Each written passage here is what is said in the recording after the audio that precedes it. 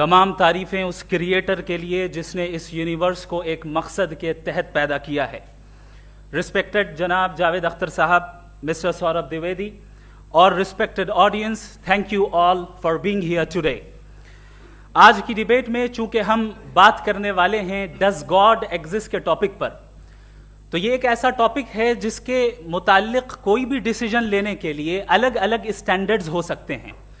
लिहाजा डिबेट के शुरू में ये ज़रूरी है कि हम ये जान लें कि आज के इस टॉपिक में कौन सा स्टैंडर्ड सही होगा और कौन सा गलत होगा। सबसे पहला स्टैंडर्ड जिसे मैं समझता हूं कि हमारे रिस्पेक्टेड जनाब जावेद अख्तर साहब बड़ी तेजी के साथ उसकी तरफ लपकेंगे, वो है साइंस। जबकि साइंस दर हकीकत खुदा के एग्जिस्टेंस को डायरेक्टली साबित करने या उसके एग्जिस्टेंस को डिनाई करने के लिए स्टैंडर्ड नहीं बन सकती। और उसकी वजह क्या है, ये मैं नहीं कह रहा, ये वो लोग कह रहे हैं जो साइंस के एक्सपर्ट्स हैं। नेशनल एकेडमी ऑफ साइंस कहती है science doesn't have the processes to prove और disprove the existence of God. Why? क्योंकि साइंस का ताल्लुक एम्पेरिकल एविडेंस से है और एम्पेरिकल एविडेंसेस का ताल्लुक हमारे नेचुरल और फिजिकल वर्ल्ड से है, जबकि गॉड नॉन फिजिकल और सुपर नेचुरल रियलिटी है। लिहाजा नॉन फिजिकल रियलिटी को आप उस टूल के साथ नहीं चेक कर सकते जिसका काम फिजिकल रियलिटी को तलाश करना है। लिहाजा आज इस डिबेट में गॉड की एग्जिस्टेंस को साबित करने या उसे डिनाई करने में साइंटिफिक एविडेंस को एक्सेप्ट नहीं किया जाएगा। दूसरा स्टैंडर्ड हो सकता है रेविलेशन, कि रेविलेशन के जरिए हम यह साबित करें कि गॉड एग्जिस्ट करता है या नहीं। लेकिन यह स्टैंडर्ड भी आज इररेलेवेंट है। क्यों? क्योंकि रेविलेशन मेरे नजदीक सोर्स ऑफ नॉलेज है, वैलिड सोर्स ऑफ नॉलेज है, लेकिन हमारे जावेद अख्तर साहब के नजदीक ये वैलिड सोर्स ऑफ नॉलेज नहीं है। लिहाजा आज की डिबेट में मैं एक भी एविडेंस किसी भी मजहबी स्क्रिप्चर से नहीं दूंगा ताकि जावेद अख्तर साहब के लिए वो अनएक्सेप्टेबल ना हो। तीसरा जो मेयार हो सकता है वो है ऑब्जर्वेशन, कि भाई कोई कहे कि हमें खुदा दिखाओ, अगर है तो दिखाओ, या ये कि खुदा के एग्जिस्टेंस पर एम्पेरिकल एविडेंस दो, तो ये है दर हकीकत गलत टूल का इस्तेमाल करना। ये ऐसा ही है कि जावेद साहब मुझसे ये मुतालबा करें कि मुफ्ती साहब आप मेटल डिटेक्टर के जरिए प्लास्टिक डिटेक्ट करके दिखाएं। अब चूंकि प्लास्टिक डिटेक्ट नहीं हो पा रही है लिहाजा plastic does not exist. No, you are using the wrong tool. इस टूल से प्लास्टिक को डिटेक्ट नहीं किया जाता। लिहाजा मैं समझता हूं कि गॉड के एग्जिस्टेंस पर एम्पेरिकल एविडेंस का मुतालबा करना एक बचकाना मुतालबा है और हमारे रिस्पेक्टेड जनाब जावेद अख्तर साहब इस स्टेज से अब बहुत आगे निकल चुके हैं। अब बचता है एक ही स्टैंडर्ड, और वो स्टैंडर्ड है अक्ल, लॉजिक, रीजनिंग। और यही वो स्टैंडर्ड है जिसके तहत गॉड की एग्जिस्टेंस को साबित किया जाएगा या गॉड की एग्जिस्टेंस को डिनाई किया जाएगा। लेकिन चूंकि ये बहुत इंपॉर्टेंट और सेंसिटिव टॉपिक है, इसलिए लॉजिकल आर्ग्यूमेंट भी ऐसा होना चाहिए जो डेफिनेटिव हो, इनडेफिनेटिव ना हो, जो 2 और 2 4 की तरह बिल्कुल वाजे हो, जिसे लॉजिकली रिजेक्ट करना पॉसिबल नहीं हो। फॉर एग्जाम्पल हम कहें हमारे रिस्पेक्टेड मिस्टर सौरभ साहब, ये एक इंसान है और तमाम इंसान कॉन्शियस बीइंग है। लिहाजा नतीजा क्या निकला, हमारे सौरभ साहब भी कॉन्शियस बीइंग है। क्या ये इनडेफिनेट आर्ग्यूमेंट है या डेफिनेट आर्ग्यूमेंट है? ये डेफिनेट आर्ग्यूमेंट है। ये 2 और 2 की तरह वाजे है, इसमें किसी तरह जो है लॉजिकली इसको रिजेक्ट नहीं किया जा सकता। तो अगर आज हमारे जावेद अख्तर साहब ऐसी कोई अकली दलील और लॉजिकल एविडेंस दें खुदा के ना होने पर जो डेफिनेट भी हो, तो मैं ये ऐलान करता हूं कि यकीनन मैं उस एविडेंस को कबूल करूंगा और उस पर गौर करूंगा। लेकिन साथ में यह भी ऐलान कर देता हूं प्रेडिक्शन के तौर पर कि ऐसा कोई डेफिनेट आर्ग्यूमेंट कोई नहीं पेश कर सकता। दलील हम देंगे और डेफिनेटिव दलील देंगे, लॉजिकल दलील देंगे, ऐसी दलील देंगे जो एंटायर एथिस्टिक वर्ल्ड उसे रेफ्यूट नहीं कर सकती। चलें अब हम एक एग्जाम्पल सोचते हैं, एक सिनेरियो, सिंपल सिनेरियो, तमाम ऑडियंस से गुजारिश है, हम और आप एक आइसोलेटेड आइलैंड पर हैं, ऐसा आइलैंड जहां पे हमसे पहले कोई कभी नहीं गया। चलते चलते आपके सामने अचानक आपने देखा एक पिंक कलर की बॉल पड़ी हुई है, सबसे पहला सवाल आपके जहन में क्या आएगा कि ये बॉल यहां क्यों आई, कैसे आई, ये पिंक कलर की ही क्यों है, कोई और कलर भी हो सकता था, ये इसी शेप में क्यों है, कोई और शेप भी हो सकता था। नेचुरली आप इस तरफ पहुंचेंगे कि कोई ना कोई है जिसने इन स्पेसिफिक प्रॉपर्टीज के साथ इस बॉल को बनाया है और यहां पे रखा है। चूंकि आप जानते हैं कि ये जो बॉल है इसका एग्जिस्ट करना जरूरी नहीं है, ये एग्जिस्ट कर भी सकती थी, नहीं भी कर सकती थी, और एग्जिस्ट करना ही था तो किसी और फॉर्म में करती, किसी और कलर में करती।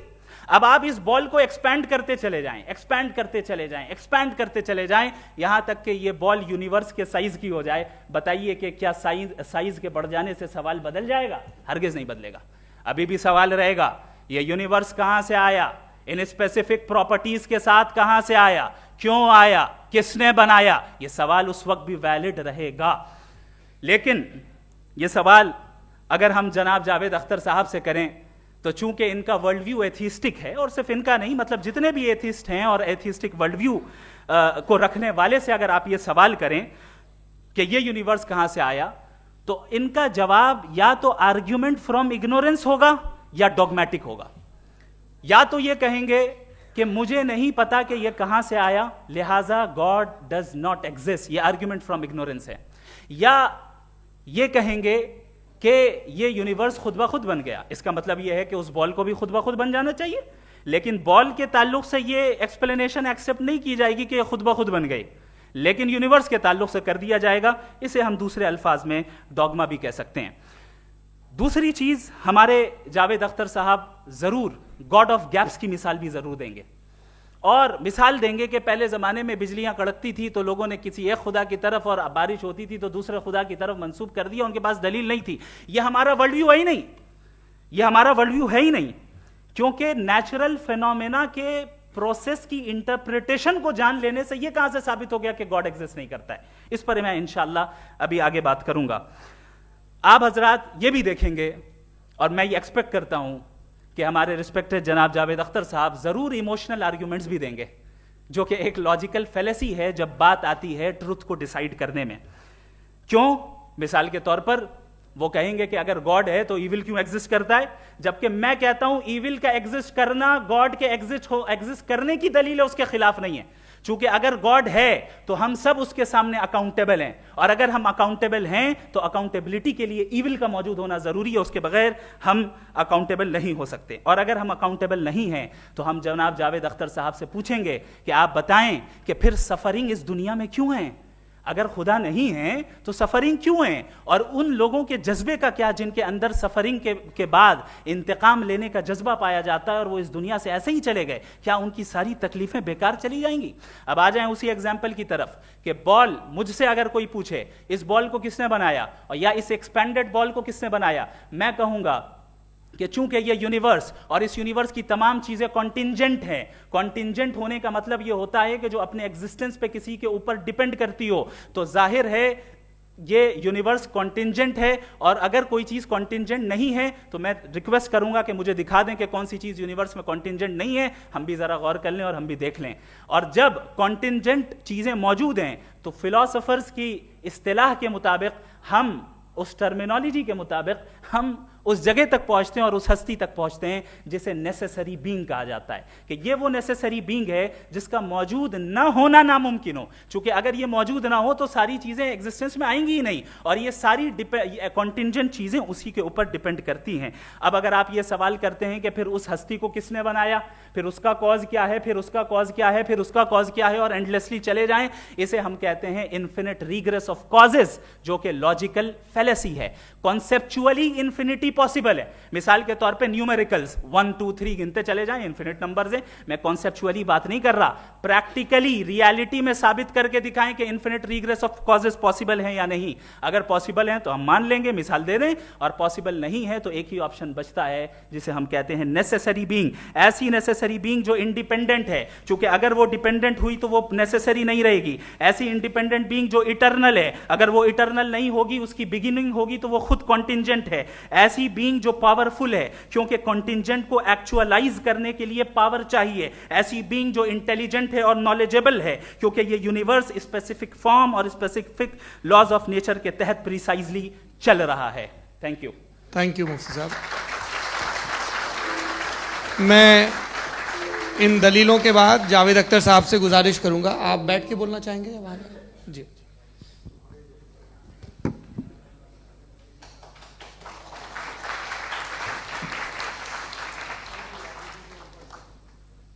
पहले तो मैं मुफ्ती साहब को एक अच्छी खबर देना चाहूँगा कि मेरी नॉलेज साइंस के बारे में बड़ी मामूली है, तो आप फिक्र ना करें उसकी, लेकिन कुछ कॉमन सेंस है मुझ में।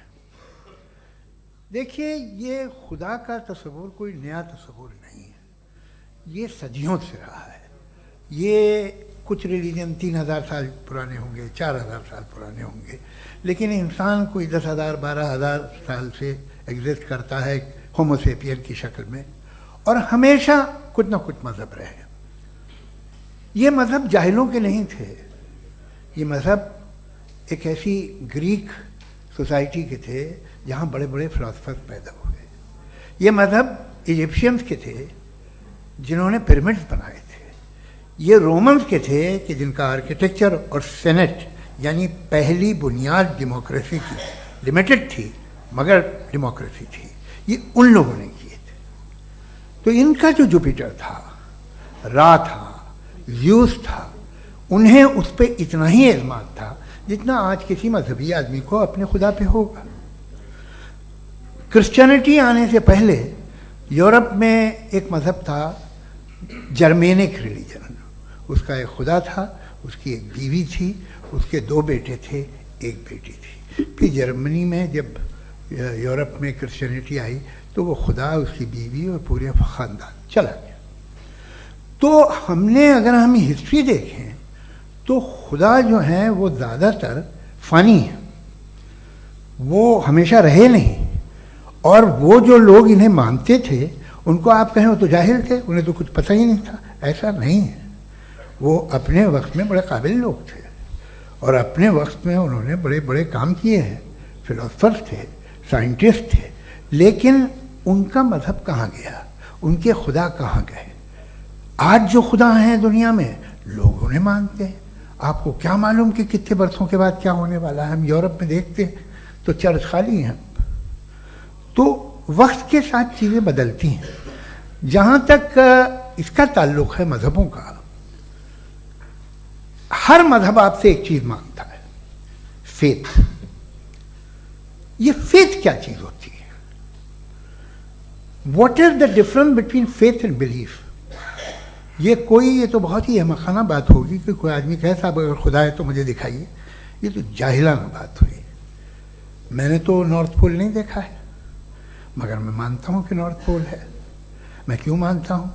इसलिए कि अगर ये दुनिया राउंड है तो उसका कोई टॉप होगा। कुछ लोग हैं जो वहाँ गए भी हैं, कॉमन सेंस कहता है कि ऐसा होगा, सबूत है, गवाह है, रीज़न है। तो ये मेरा फेथ नहीं है। तो फेथ में और बिलीफ में डिफरेंस क्या है? जो मजहब मांगता है आपसे, हर मजहब फेथ मांगता है। फेथ का मतलब ये है कि ना कोई गवाह हो, ना कोई सबूत हो, ना कोई रैशनल हो, ना कोई लॉजिक हो, ना कोई प्रूफ हो, मगर तुम एक बात को मानो। ये है फेथ। वरना बिलीफ होता। अगर इसमें कुछ भी सबूत होते, गवाह होते, तो फिर इसे आप बिलीफ कहते। जैसे मेरा बिलीफ है कि नॉर्थ पोल है, मेरा फेथ थोड़ी है। फेथ इन तमाम शर्तों को रद्द करता है। तो फिर स्टुपिडिटी क्या है? अगर मैं एक बात ऐसी मानूं जिसकी ना कोई लॉजिक है, ना कोई रैशनल है, ना कोई प्रूफ है, ना कोई गवाह है, ना कोई सबूत है, और मैं उसे मानूं, तो ये स्टुपिडिटी हुई। इसे ही भाई कल को मैं यकीन कर लूं कि एलॉन मस्क जो है मेरा भाई है, तो मुझे इंतहाई खुशी होगी, सुकून भी बहुत मिलेगा मुझे। लेकिन और कहे भाई क्यों मानते हो, क्या सबूत है? भाई वो तो अमेरिकन है और तुम तो इंडियन हो, वो तो नस्ल अलग है, तुम्हें कभी मिले भी नहीं। साहब देखिए, मेरा फेथ है, इस पर बात न किया। फेथ का मतलब ही यह है कि आप प्रूव नहीं कर सकते।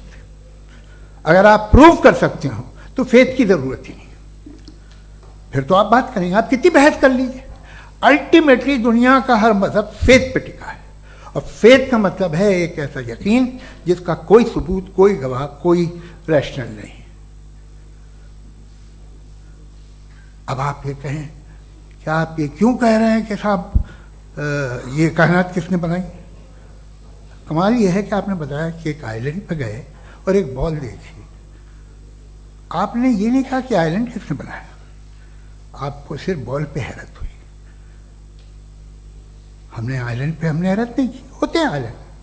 इसी तरह ये आइलैंड है, सितारे, ये गैलेक्सीज, ये सब आइलैंड हैं, खला में। हम उन्हें टेकन फॉर ग्रांटेड लेते हैं, हम पूछते नहीं किसने बनाए। आपने जजीरे के बारे में भी नहीं पूछा है। मेरी पैदाइश कैसे हुई? क्या मैं प्लान्ड पैदा हुआ था? I was plan to be born, या एक लकी स्पर्म था जो किसी एक से चिपक गया? मेरी पैदाइश रैंडम। और इंसाफ जिसे आप कहते हैं, इंसाफ का तो नेचर से कोई वास्ता ही नहीं है। जो आप कहते हैं कि एक दिन इंसाफ मिलेगा, इंसाफ is a human concept, nature में कोई इंसाफ नहीं। अगर शेर हिरन को खा जाता है तो उसे कोई सजा नहीं मिलती। अगर एक आंधी आती है और हरे भरे पेड़ों को उखाड़ के फेंक देती है तो आंधियों की जेल नहीं होती है। नेचर में इंसाफ नहीं, इसलिए मुझे नेचर को इंसाफ की जरूरत भी नहीं। नेचर तमाम एक है। अब हम कहें कि साहब ये देखिए जो मैंने खाना खाया था, ये मेरी आंख तो नहीं यूं कर दिया उसे, तो इसे सजा मिलनी नहीं, वो सिस्टम है, ऐसे ही चल रहा है। नेचर बगैर इंसाफ के है। इंसाफ इज अ ह्यूमन कॉन्सेप्ट। तो जो आपसे कहता है कि मैं तुम्हें इंसाफ दूंगा, वो इंसानी जहन की पैदावार है। ये नेचुरल है ही नहीं, ये आसमानी है ही नहीं। नेचर का तसव्वुर, इंसाफ का तसव्वुर। भाई आप साथ मिलते हैं, अब आप लेफ्ट हैंड ड्राइव कर लें, ये क्या है? तमाम सच, तमाम नेकी, तमाम शराफत लेफ्ट हैंड ड्राइव है। वरना क्या होगा, या तो आप क्रॉस कर देंगे, आपका एक्सीडेंट हो जाएगा, या आप किसी को मार देंगे, या ट्रैफिक जैम हो जाएगा। झूठ, बेईमानी, रिश्वतखोरी, ये तमाम जो है driving on the wrong side है। इसके ऊपर कुछ नहीं। ये तो हमने बनाया, जैसे हमने लेफ्ट हैंड ड्राइव बनाई है। ये कॉन्सेप्ट ऑफ इंसाफ जो है ये हमारा है, इसका नेचर से कोई वास्ता नहीं। शेर खा जाता है हिरन को, उसे जेल होती है क्या? कुछ भी नहीं, है ही नहीं। तो ये जो दुनिया के रिलीजन प्रॉमिस करते हैं आपसे इंसाफ, इसी से मालूम होता है कि ये मैन मेड है। ये तसव्वुर कहीं और का है ही नहीं। जो नेचर है, कुछ लोग कहते हैं नेचर ही खुदा है, तो नेचर में तो इंसाफ नहीं कहीं। और आप वादा कर रहे हैं कि तुम्हें मरने के बाद इंसाफ मिलेगा। मुझे अगर मिलेगा तो मैं बहुत खुश होऊंगा, लेकिन मैं यकीन नहीं कर पाता हूं, इसलिए कि मैं फेथ नहीं पैदा कर सकता। The very fact that religions demand faith, इसका मतलब है कि उनके पास जस्टिफिकेशन नहीं है। अच्छा साहब, फिर रिलीजन अगर मॉडरेशन में है, कोई सा भी नहीं, वो आप में कुछ खूबियाँ भी पैदा करता होगा। देखिए उससे ये फ़ायदा है, वो फ़ायदा है। अल्कोहल जो है वो ज़्यादातर दवाओं में यूज़ होती है, और एक सर्वे किया गया था अमेरिका में कि लॉन्जिटिविटी किन लोगों की है। तो एक तरफ वो लोग थे जो शराब पीते ही नहीं थे, और एक तरफ वो थे जो एक बोतल शराब रोज पीते थे। सबसे ज़्यादा लंबी उम्र उनकी है जो 2 पैक नाप के शराब पीते और खाना खाते हैं। मगर हम शराब को बुरा समझते हैं, मैं भी बुरा समझता हूँ। क्यों? ऐसा होता नहीं। कुछ चीज़ों में आदत होती है जो बढ़ती है। आज तक में एक आदमी दूध पीता है, आप 10 साल बाद भी मिलेंगे तो एक ही गिलास पीता होगा। ऐसा नहीं होता, सुबह से दूध पीता रहता है। मिल्कोहलिक मैंने नहीं देखे, अल्कोहलिक होते हैं। ये टेंडेंसी है मजहब की कि वो बढ़ता है, जैसे कैंसर बढ़ता है, जैसे शराब बढ़ती है। कुछ लोग होंगे जो उसे सही तरह से यूज़ करते हैं। मुझे यकीन है कि हमारे मुफ्ती साहब भी उनमें से एक हैं, इनसे बहुत खुशी हुई मुझे इनसे मिलकर। लेकिन कितने लोग हैं कि आज आप देखते हैं दुनिया में जो तबाहियाँ हैं, इनमें कितना हाथ है उन लोगों का जो बिलीवर कहते था मजहब ये नहीं कहता, ना कहता होगा, मगर जब ये मजहब पीते हैं तो ऐसे बिहेव करते हैं। थोड़ा सा अगर हो तो शायद बहुत अच्छी बात, लेकिन शराब थोड़ी सी नहीं रहती, उसमें टेंडेंसी है पहले। थोड़ा सा अगर 2-3 कैंसर के सेल हो ना बॉडी में तो आदमी सिम रहेगा, लेकिन वो 2-3 सेल नहीं रहते, वो मल्टीप्लाई होते हैं। जावेद साहब टाइम पूरा हो गया। टाइम हो गया, तो बस बात खत्म हो गई। अच्छा, मुझे कुछ और कहने को था भी नहीं। जी, मैं पहले जवाबी दौर के लिए इनवाइट कर रहा हूं मुफ्ती साहब को। Your rebuttal round 1, you have 7 minutes.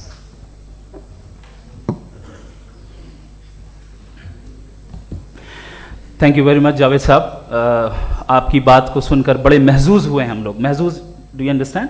We enjoyed. Okay, अब थोड़ा सा लॉजिकली उसको हम लोग देखते हैं। दरअसल हम लोगों ने कल गुजारिश की थी मुफ्ती साहब से भी, जावेद साहब से भी, कि हिंदुस्तानी ज़बान आम फहम सबको समझ में आ जाए, और जहां कहीं आप मुश्किल शब्द इस्तेमाल करें वहां बताते भी चलें। Thank you. तो सबसे पहले हमारे रिस्पेक्टेड जावेद साहब ने हवाला दिया कि खुदा फानी है। कितने मजहब आगे चले गए, किसी ने जुपिटर को खुदा माना, किसी ने किसी को माना। मैं कहता हूं जिसने कॉन्टिंजेंट चीज को खुदा माना, गलत माना, वो खुदा ही नहीं, वो खुदा ही नहीं है।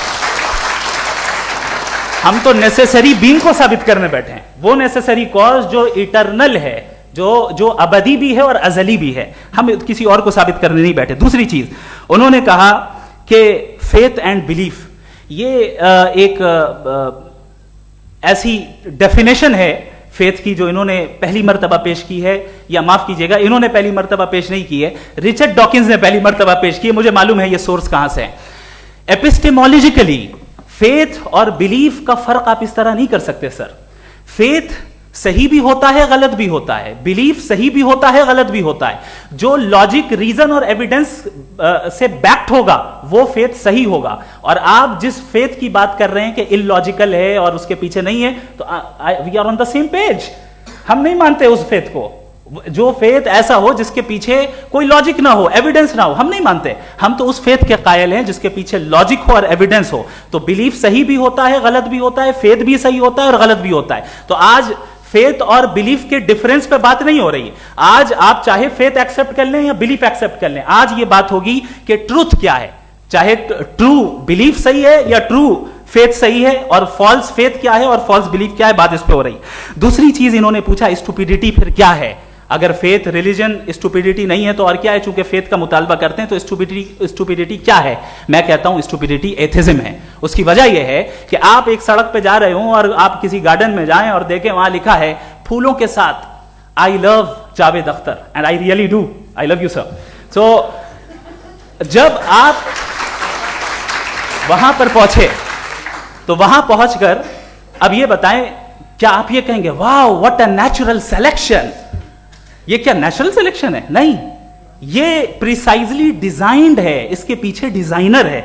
लिहाजा अगर कोई एक ऐसी कॉमन सेंस की बात को कबूल नहीं कर रहा है कि यूनिवर्स जो इतने प्रिसाइजली काम कर रहा है, हम कह दें कि खुद ब खुद बन गई, मैं समझता हूं इससे बड़ी स्टुपिडिटी और कुछ नहीं है। ये इरैशनल चीज है। फिर हमारे सर ने कहा कि आपने बॉल पे फोकस किया, आइलैंड पे फोकस नहीं किया। अरे आइलैंड को किसने बनाया यही समझाने के लिए तो बॉल की मिसाल दे रहा हूं। और बॉल भी कॉन्टिंजेंट है, आइलैंड भी कॉन्टिंजेंट है, दोनों नेसेसरी बीइंग का मुतालबा करते हैं।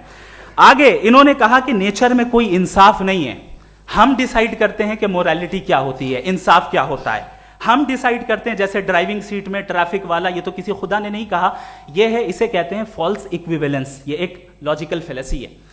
आपने जो है मिसाल दी ड्राइविंग की और ट्रैफिक की, ये सब्जेक्टिव मोरालिटी है। आप सब्जेक्टिव मोरालिटी को मिसाल बनाकर ऑब्जेक्टिव मोरालिटी के ऊपर नहीं थोप सकते। इंसाफ की ऑब्जेक्टिव मोरालिटी। अगर आप ये कहते हैं कि नेचर में इंसाफ नहीं है, तो इंसाफ का न होना ये नेचुरल हुआ, तो फिर नेचर को नेचर रहने दे, क्यों हम इतना स्ट्राइव कर रहे हैं दुनिया में इंसाफ लाने के लिए? ये तो इलॉजिकल बात है, इरैशनल बात है। इसलिए बहुत सी चीजें ऐसी हैं जो ऑब्जेक्टिवली जो है इविल या गुड हैं, और बहुत सी चीजें ऐसी हैं जो सब्जेक्टिवली हैं। सब्जेक्टिवली जो मोरल होता है या इमोरल होता है, उसको हम सोशल कंसेंसस से या पर्सनल प्रेफरेंस से डिसाइड करते हैं। लेकिन जो ऑब्जेक्टिव मोरालिटी है, जिसमें इंसाफ आया, जो इन्होंने बार बार रिपीट किया, ये ऑब्जेक्टिव है, सब्जेक्टिव नहीं है। अगर आप कहते हैं ये सब्जेक्टिव है, तो मेरा सवाल आपसे ये है, क्या सोशल कंसेंसस के जरिए अगर जुल्म को सही करार दे दिया जाएगा तो आप जुल्म को जस्टिफाई करेंगे? दूसरी चीज, इन्होंने ये कहा कि 2 पैक शराब पी लें तो वो उतने पे नहीं रहता, बढ़ जाता है। यही मामला मजहब के साथ है, 2 पैक आप पी लें बढ़ेगा। तो ये एक ऐसी मिसाल है, इसको कहीं भी फिट कर लें कि आप एथिज्म पे जब फिट करें, जब आप 2 पैक एथिज्म का लेंगे ना, तो वो बढ़ बढ़ के नॉर्थ कोरिया बनेगा। Thank you.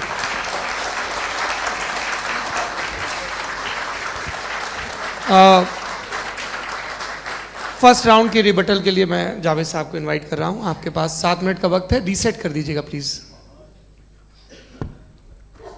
मुझे इस बात की खुशी है कि मुफ्ती साहब ने भी मान लिया कि नेचर में कोई इंसाफ नहीं है। तो कोई भी चीज़ जो इंसान ने नहीं बनाई है उसमें इंसाफ नहीं होता है। एक बात मैं आपसे अर्ज़ करूँ, ज़रा पता लगा लीजिएगा, ये जो आप बाग में जाते हैं बेहद खूबसूरत फूल देखते हैं ना, इनमें से कोई नेचुरल नहीं है। ये सारे फूल क्रॉस करके बनाए गए हैं। जो जंगल में फूल होते हैं नहायत मामूली होते हैं, ये फूल इंसानों ने बनाए हैं। जो आप बाग में देख के वाह वाह कहते हैं, ये इंसानों के बनाए हुए हैं। डिफरेंट फूलों को क्रॉस करके, डेवलप करके, फिर क्रॉस करके इस तरह से बनाए गए। नेचुरल फ्लावर नहीं। किसी जंगल वीरान में जाके आप गुलाब के फूल नहीं देखेंगे। ये सब बनाए हुए इंसान ने, बहुत से काम इंसान ने किए हैं। बाकी है कि आपने मेरी एक बात का जवाब नहीं दिया, जिससे मुझे शिकायत है कि फेथ क्या है और आप फेथ मांगते क्यों हैं मुझसे? आप तो लॉजिकल हैं, आपके पास तो सारे रैशनल्स हैं, आपके पास सारे सबूत हैं, तो आपको फेथ की डिमांड क्यों करते हैं कि भाई तुम सरेंडर कर दो और सवाल मत करो? कोई मजहब सारे सवाल करने की इजाजत नहीं देता है और मना करता है कि ज़्यादा सवाल ना करो, बह जाओगे तुम। आप क्यों रोकते हैं? हकीकत यह है कि इंसानी तारीख क्या है। इंसानी तारीख ये है कि दुनिया में 2 तरह के लोग हुए हैं। एक वो जिन्होंने अपनी लाइल्मी की परस्तिश की है, दूसरे वो जिन्होंने अपनी इग्नोरेंस या लाइल्मी से झगड़ा किया है और मालूम किया है कि क्या है। ये जो आप कह रहे हैं, आज आप हैरान हैं कि भाई ये यूनिवर्स कैसे बनी। लोग हैरान थे कि सूरज डूबता है तो इधर से कैसे निकलता है। और आप एक कदम जाके हमेशा का मानने को तैयार है, एक कदम पीछे ही मान जाइए। भाई आप इसके बाद जाते हो, कहते सवाल ना करना कि ये कहाँ से आया, ये पावर तो हमेशा से हमेशा रहेगी। तो आप यूनिवर्स के बारे में मानने में क्या तकलीफ है? एक कदम पहले रुक जाइए। ये हमेशा से थी या नहीं थी, हमें मालूम नहीं है। और ये कहना कि हमें मालूम नहीं है, कमाल ये है कि दुनिया के सारे मजहब सब जानते हैं ये दुनिया कैसे बनी थी, कैसे मिटेगी, मरने के बाद क्या होगा, इनको सब इल्म है। इनको किसी को डायनासोर होते थे पहले ये नहीं पता था, किसी को नहीं पता। किसी भी दुनिया की मजहबी किताब में डायनासोर का जिक्र नहीं है।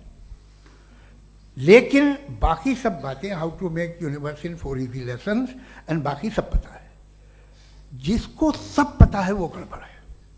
हम में ये इंकिसार, ये ह्यूमिलिटी होनी चाहिए कि हम ये कहें कि हमें ये बहुत सारी बातें नहीं मालूम, लेकिन हम उनकी परस्तिश न करें, अपनी लाइल्मी को की परस्तिश न करें, हम उसे पता लगाने की कोशिश करें।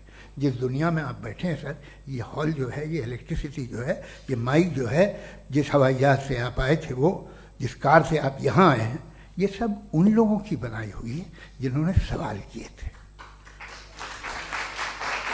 ये दुनिया जिसमें आप आज आराम से हैं, ये उन लोगों की बनाई है कि जिन्होंने सवाल किए थे। और हर स्टेज पे इन सवालों को मकरूह कहा गया था, गलत कहा गया था। आप जरा तारीख पढ़िए, एक बड़ी दिलचस्प किताब है बर्ट्रैंड रसेल की, जिसमें उसने रिलीजन एंड साइंस कि कब से रिलीजन जो है साइंस के अगेंस्ट है। और हद तो यह है कि भाप के इंजन के खिलाफ थे, स्टीम इंजन के भी खिलाफ थे, और फतवे हुए उन पर, वेटिकन ने दिए। तो ये हमेशा, अभी जैसे ही ये राइट विंगर आते हैं अमेरिका में पावर में, तो वो जो अपना ये क्या बोलते हैं उसे, सीड क्या बोलते हैं, सीड क्या जो, हाँ नहीं सीड जो होते हैं जिस पे जी नहीं भाई, वो जो ह्यूमन बॉडी के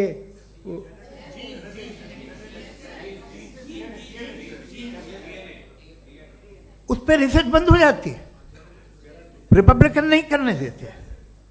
अरे भाई इतना डर क्या है तुम्हें? एक ज़माने में बहुत नाराज थे ये सारे मजहबी लोग कि ये इंसान तो इंसान बनाने की कोशिश कर रहा है। आपको क्या तकलीफ भाई, बना ले तो बना लेने दो, ये खौफ क्या है? और ये सब आज जो आप कह रहे हैं नामुमकिन है, ये कैसे हुआ? मुझे एक किस्सा याद आता है। जब मैं छठी क्लास में था तो मैं मैथमेटिक्स में बहुत वीक था, तो एक टीचर रख दिया गया, उसने 1 2 3 4 5 6 7 को सिखा दिया मुझे। वो दिन मैं भूल नहीं सकता हूँ मुफ्ती साहब, जिस दिन उसने ये बताया कि 1/2 क्या होता है और 3/4 क्या होता है, मुझे ऐसा लगा कि मेरा सर बीच से फट जाएगा। ये आदमी कह रहा है कि जो दीवार के अंदर जाओ वॉक करते हुए। आज हंसता हूँ मैं इस बात पे। तो आज जो बातें आपके जहन से बिल्कुल परे हैं और आप हैरान होते हो उन्हें देख के, एक वक्त आएगा कि मामूली लगेंगे। और हुआ है, आपकी इंसानी तारीख ही है। इतनी जल्दी सारे फैसले आप मत कर लीजिए, थोड़ा ये ह्यूमिलिटी रखिए कि भाई ये हमें नहीं मालूम। ये कहने में क्या आ रहा है? ये यूनिवर्स कहाँ तक फैली, ये कब से है और कब तक रहेगी, हमें नहीं मालूम। आपने फैसला कर लिया कब बनी।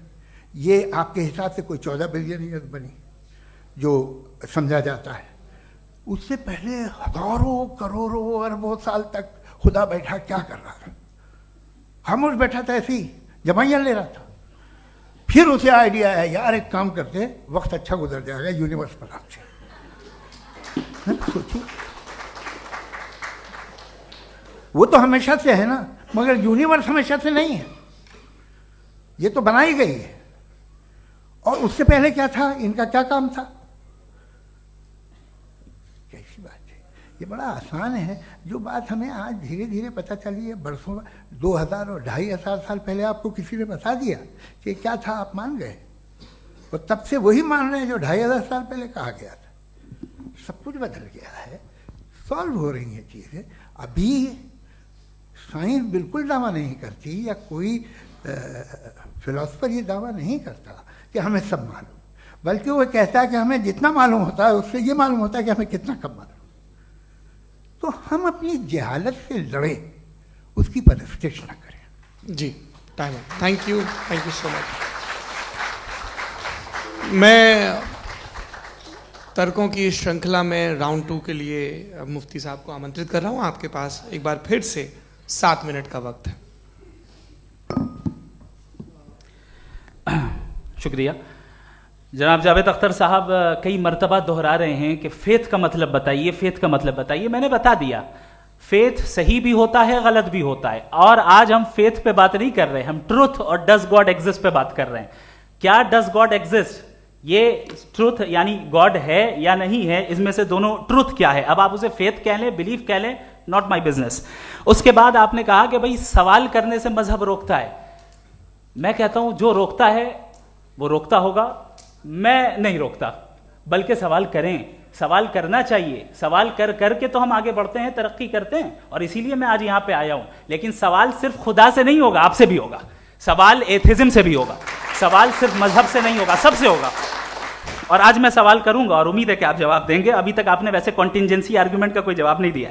चलें, आपने कहा यूनिवर्स के बारे में इटर्नल क्यों नहीं बोल देते। ये चूंकि लॉजिकली पॉसिबल ही नहीं है कि यूनिवर्स इटर्नल हो। यूनिवर्स एक कॉन्टिंजेंट चीज है जो टाइम एंड स्पेस के पाबंद है, टाइम एंड स्पेस से बाउंड है। जो टाइम एंड स्पेस से बाउंड होगा वो कॉन्टिंजेंट होगा, जो कॉन्टिंजेंट होगा वो उसकी बिगिनिंग हुई होगी, जिसकी बिगिनिंग हुई होगी वो इटर्नल नहीं हो सकता। ये तो कॉमन सी बात है। आपने कहा कि किसी मजहबी किताब में डायनासोर का जिक्र नहीं है। अफसोस कि आज तक किसी मैथमेटिक्स के किताब में मुझे डायनासोर का जिक्र नहीं मिला। तो इसका मतलब मैथमेटिक्स की किताब बेकार है? नहीं, उसका वो टॉपिक नहीं है। रेवलेशन का और मजहबी किताबों का टॉपिक ये नहीं है कि आपको आके बताए साइकिल कैसे बनाते हैं, या आकर ये बताएं कि जो है डायनासोर कब था। वो तो मोरालिटी सिखाने आया है, गॉड के बारे में बताने आया, नॉन फिजिकल रियलिटी की हकीकत को सिखाने के लिए आया। रिलीजियन साइंस को रोकता है? नहीं रोकता। अगर रोकता है तो गलत करता है। रिलीजियन साइंटिज्म को रोकता है, जिसमें हमारे जावेद साहब मुब्तला है। साइंस और साइंटिज्म में फर्क है। साइंटिज्म यह है कि आप समझें कि साइंस और साइंटिफिक मेथोडोलॉजी ये नॉलेज को हासिल करने का वाहिद सोर्स ऑफ नॉलेज है। यह है साइंटिज्म। हम इसे रिजेक्ट करते हैं। हम साइंस को तो तरक्की करते हैं, भाई आप हमारी पूरी तारीख कर लें, पढ़ लें तो आपको पता चल जाएगा। बहरहाल ये अलग टॉपिक है। उसके बाद इन्होंने एक लफ्ज कहा, वेटिकन ने फतवा दिया। वेटिकन का फतवे से कोई ताल्लुक नहीं है, दोनों कॉन्ट्राडिक्टरी अल्फाज हैं। उसके बाद उन्होंने कहा कि भाई हमें नहीं मालूम। अगर नहीं मालूम तो क्लियरली कह देना कि नहीं मालूम है, इसमें क्या हरज है? तो वही तो मैं कह रहा हूं ना कि आप कह दें कि नहीं मालूम, लेकिन क्लेम क्यों कर रहे हैं कि गॉड एग्जिस्ट नहीं कर रहा है? आप कह दें नहीं मालूम है, हो सकता है हो सकता ना हो, लेकिन आप क्लेम कर रहे हैं। The moment you say God does not exist, this is a claim, and now the burden of proof is upon you too, जैसे हमारे ऊपर है। और क्यों है मैं बताता हूं, क्यों है ये भी मैं बताता हूं। फिलोसॉफिकली जो क्लेम होता है ना, सिर्फ ये नहीं होता कि इंसान कहे पॉजिटिव क्लेम करे और नेगेटिव क्लेम करे तो बर्डन ऑफ प्रूफ नहीं है। आप मिसाल के तौर पे मैं कहूं कि फुला उस कमरे में कोई नहीं है, मैंने एक नॉलेज का क्लेम किया है। उस कमरे में कोई नहीं है, मैंने एक नॉलेज का क्लेम किया। या तो मैं कहूं मुझे नहीं पता, हो भी सकता है नहीं भी हो सकता है, this is not a claim. लेकिन जब मैं कह रहा हूं कि वहां कोई नहीं है, या मैं कह रहा हूं वहां कोई है, दोनों क्लेम है और दोनों के ऊपर बर्डन ऑफ प्रूफ है। हमारे ऊपर भी बर्डन ऑफ प्रूफ है, मैंने कंटिजेंसी आर्ग्यूमेंट दिया, इसे तोड़कर दिखाइए। आखिरी चीज, इन्होंने कहा कि खुदा दुनिया बनाने से पहले 150 साल पहले या करोड़ों साल पहले क्या कर रहा था। अरे हजरत, चलें बहरहाल मैं जवाब दे देता हूं। आप हमारे रिस्पेक्टेड पर्सनालिटी हैं, अगर आप नहीं होते तो मैं ऐसे एंटरटेन ही नहीं करता। टाइम, ये 100 साल पहले या 100 साल बाद, पहले बाद में अभी, ये वो अल्फाज हैं जिनका ताल्लुक टाइम से है। टाइम शुरू ही हुआ है यूनिवर्स की बिगिनिंग के बाद, तो उसके पहले खुदा क्या कर रहा था? सवाल इलॉजिकल है, ये फेलेसी है। यानी आप ये कह रहे हैं कि यूनिवर्स के बनने से पहले खुदा क्या कर रहा था? टाइम के बनने से पहले, पहले का ताल्लुक टाइम से, टाइम उस वक्त था ही नहीं, तो ये सवाल ही इनवैलिड है खुदा के ताल्लुक से। दूसरी चीज, आर्ग्यूमेंट ऑफ कंटिजेंसी जो मैंने आपके सामने पेश की है, आपने बार बार ये प्रूफ किया और ये कह रहे हैं कि गॉड ऑफ गैप्स। देखिए पहले नहीं मालूम था, साइंस ने कर दिया। सिंपल्स की मिसाल से मैं समझा देता हूं। जिस गैप्स की आप बात कर रहे हैं ना, साइंस उन गैप्स को जिन चीज के जरिए भी प्रूव करेगा वो कॉन्टिजेंट ही होगा। अब चाहे वो फोर्स हो, मैटर हो या एनर्जी हो। लिहाजा सवाल हमारा उस वक्त भी वैलिड होगा जब तक कि आप नेसेसरी बीइंग पे ना आ जाएं।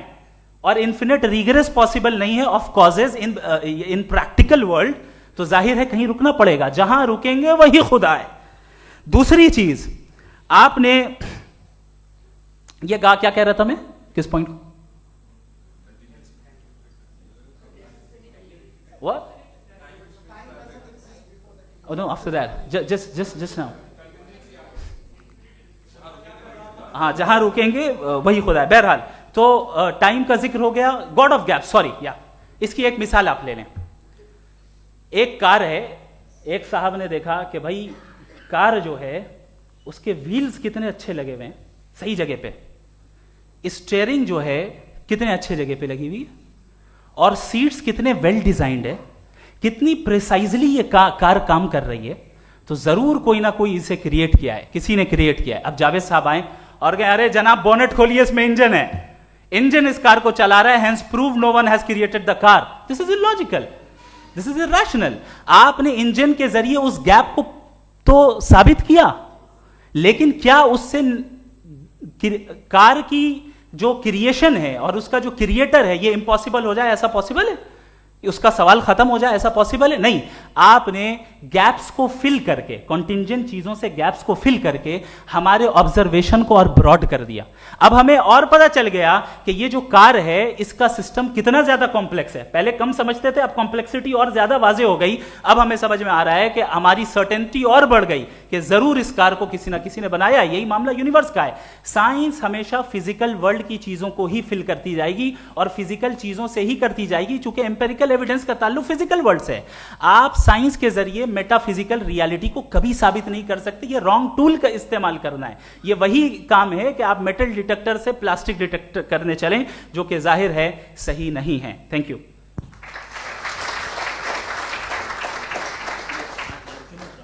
जी, ये आर्ग्यूमेंट का राउंड 2 है। हाँ। 7 मिनट है। पहले तो मैं आपसे अर्ज करूं कि आपने कहा कि जब कायनात ही नहीं थी तो वक्त भी नहीं था, कुछ भी नहीं था। कैसे नहीं था? खुदा था। एक एग्जिस्टेंस तो था ना खुदा का। तो जब खुदा था तो वक्त भी होगा। ऐसा नहीं कि कुछ भी नहीं था, खुदा था। अच्छा, बाकी एक आपने कहा साहब आप साबित कीजिए, आपके पास भी लॉजिक है या मेरे पास भी लॉजिक है। आप मेरा जिम्मेदारी नहीं है साबित करना कि खुदा है। बर्टन रसल ने बड़ी अच्छी बात कही। बर्टन रसल ने बड़ी अच्छी बात कही। मैं आपसे अगर ये दावा करूं कि एक चाय की केतली मरीख के चारों तरफ घूम रही है, मार्स के चारों तरफ, तो ये आपका काम नहीं है कि आप साबित करें कि कोई चाय की केतली नहीं है। ये मेरा काम है, मैंने दावा किया है। ये दावा तो मजहबी लोग करते हैं कि खुदा है। मैं क्यों साबित करूं कि नहीं है? जब तक आप मुझे कन्विंस नहीं कर देंगे मैं नहीं मानूंगा।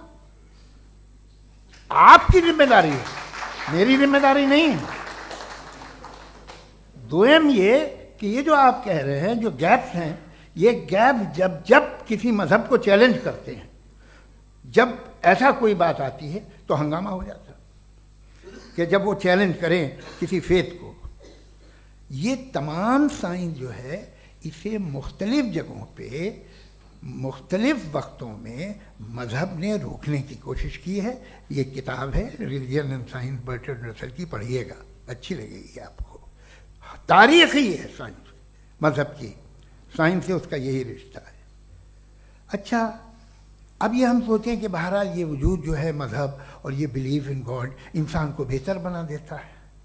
तो एक काम कीजिए, हिंदुस्तान वर्ल्ड का नक्शा लीजिए और मार्क कीजिए कि रिलीजन कहाँ कहाँ ज़्यादा है, कहाँ कहाँ, चाहे वो लैटिन अमेरिका हो या मिडल ईस्ट हो या फार ईस्ट हो या हिंदुस्तान के वो इलाके जहाँ मजहबियत ज़्यादा है। रख दीजिए नक्शा अलग। अब दूसरा नक्शा कि कहाँ कहाँ नाइंसाफ़ी, रिप्रेशन, औरतों के हुकूक की पामाली, जुल्म, डिक्टेटरशिप कहाँ है, नक्शा एक ही होगा। तो आप मुझे बताएं कि जो इसका तरकीब इस्तेमाल क्या है। खुदा का तरकीब इस्तेमाल तो बताइए। आप छोटी सी दवा सड़क पे बेचते हैं, उसकी भी तरकीब इस्तेमाल बताते हैं। इसके इस्तेमाल से तो फायदा नहीं हुआ किसी को। जो सारे के सारे खराब मुल्क हैं, खराब समाज है, वो सारे जुल्म खुदा के नाम पे करते हैं। वो गलत करते हैं, सही करते हैं, मुझे क्या लेना देना उससे। इस्तेमाल से मालूम होता ना। एक विस्की की बोतल कभी शायद देखी हो आपने, लाल रंग की होती है, उस पर रोशनी और छपड़ा इंतहाई खूबसूरत लगती है, क्या बिगाड़ रही है किसी का? उसका इस्तेमाल गलत है, इसलिए आप उसे नापसंद करते हैं। इसका इस्तेमाल गलत है, इस तसव्वुर का इस्तेमाल ही गलत है और हमेशा से गलत हुआ है। आप देख लीजिए, इंसानी तारीख देख लीजिए, आज देख लीजिए, हिंदुस्तान देखिए, दुनिया देख लीजिए, क्या हो रहा है। इसे कैसे इस्तेमाल कर रहे हैं फेथ वाले लोग? क्या फेयर हैं, जस्ट हैं, जो अपने खुदाओं पे यकीन रखते हैं? वो किस तरह के लोग हैं? वो लोगों को इंसाफ देते हैं, वो बेहतर इंसान बने। तो इस दवा का फ़ायदा क्या है? चलो बहुत फ़ायदा हो रहा तो मैं इस्तेमाल कर लूँगा, मैं मुझे तो इस दवा का कोई फ़ायदा दिखता ही नहीं। मुझे तो ऐसा लगता, मैं एक और बात बताऊं, अगर कोई आदमी मजहबी है और अच्छा आदमी है तो मैं उसकी बहुत इज्जत करता हूँ, इसलिए कि मेरा ख्याल है मजहबी आदमी का अच्छा होना मुझसे अच्छा होने से ज़्यादा मुश्किल है। भाई हर चीज़ की एक लिमिट है। आप इतना भाग सकते हैं, इतना नहीं भाग सकते, इतना वजन उठा सकते, इतना नहीं उठा सकते, इतना दूर देख सकते हैं, इतना दूर नहीं देख सकते। उसी तरह कॉमन सेंस कहता है कि आप में नेकी का भी एक कोटा होगा। अब आप अगर सुबह जाते हैं अपनी इबादत गाह और इबादत करते हैं तो बाहर निकलते हैं तो आप तो यही महसूस करते हैं कि आपने एक बहुत अच्छा काम किया, आपकी नेकी का एक बहुत बड़ा कोटा खर्च हो गया जिससे किसी का कोई फ़ायदा नहीं। मैं तो नहीं जाता हूँ, तो मुझे तो किसी को खाना खिलाना पड़ेगा, किसी बेवा की मदद करनी पड़ेगी। मैं अपना कोटा कैसे कंज्यूम करूँ? आप अपना कोटा सारे मजहबी लोग इंतहाई यूजलेस कामों में यूज करते हैं। उसके बाद भी अगर आप में बच्ची है थोड़ी सी शराफत, तो भाई वाह, क्या बात है।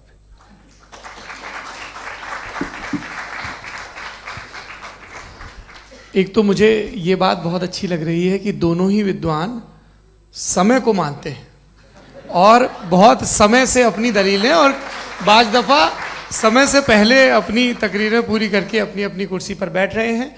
ये इस आर्ग्यूमेंट का राउंड 2 पूरा हुआ। अब रिबटल का राउंड 2 है और उसके बाद क्रॉस एग्जामिनेशन होगा। नहीं, आपका आर्ग्यूमेंट हो गया सर।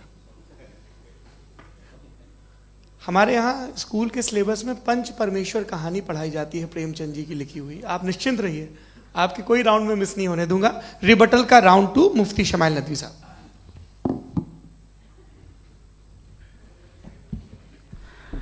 असल में जो हकीकी प्रॉब्लम है, असल प्रॉब्लम है, वो ये है कि जावेद साहब के पास कॉन्सेप्ट ऑफ गॉड क्लियर नहीं है। इन्होंने कहा कि कायनात से पहले खुदा तो था, तब भी तो टाइम होगा। ये टाइम कायनात का हिस्सा है। हम खुदा, उस खुदा को मानते हैं, नेसेसरी बीइंग का टाइमलेस होना जरूरी है, चूंकि वो टाइम का क्रिएटर है। जब उसने टाइम को क्रिएट किया तो वो खुद टाइम पे कैसे होगा? उसने जब स्पेस को क्रिएट किया तो खुद स्पेस में कैसे होगा? अगर वो टाइम एंड स्पेस को पहले से ही उसका पाबंद है तो फिर किस चीज को उसने क्रिएट किया? लिहाजा ये सवाल गलत है कि खुदा था तो टाइम होगा। बिल्कुल नहीं, टाइम के पाबंद हम हैं, खुदा नहीं है। हम फिजिकल वर्ल्ड से ताल्लुक रखते हैं, वो मेटाफिजिकल रियलिटी है। दूसरी चीज इन्होंने मिसाल दी कि चाय की केतली हवा में घूम रही होगी, और पता नहीं शायद वो बर्टन रसल का उन्होंने हवाला दिया। बहरहाल यही प्रॉब्लम है। प्रॉब्लम यही है कि हम चीजों के दरमियान डिफरेंशिएट नहीं कर पाते। ये जो आपने मिसाल दी ये इमेजिनेशन है, और मैं जो साबित कर रहा हूं वो लॉजिकल नेसेसिटी है। आप इमेजिन करने आए तो कुछ भी करें, जुपिटर में पिंक एलिफेंट होगा, यूनिकॉर्न होगा, करें, उससे कायनात पे क्या फर्क पड़ता है? उससे आप लॉजिकल नेसेसिटी साबित नहीं कर सकते। मैं तो उस प्राइम कॉज की बात कर रहा हूं, उस नेसेसरी बीइंग की बात कर रहा हूं, जिसके बगैर इस कायनात का एग्जिस्टेंस मुमकिन नहीं है।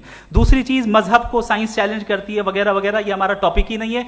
मैं इस पे बात करूंगा तो फिर मेरा वक्त चला जाएगा। मजहब के ऊपर चूंकि हमारी डिस्कशन नहीं है, साइंस को मजहब और बिलखुसूस मैं और हमारा वर्ल्ड व्यू कम अज कम साइंस को पीछे नहीं करता है, साइंटिज्म की मजम्मत करता है। इसकी वजाहत मैंने पहले कर दी।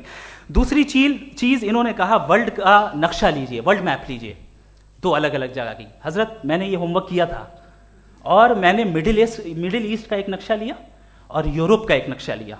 ये मजहबी इलाका और ये लिबरल और एथीस्ट इलाका। मुझे पता चला कि सबसे ज्यादा रेप केसेस जो हैं वहां पर है।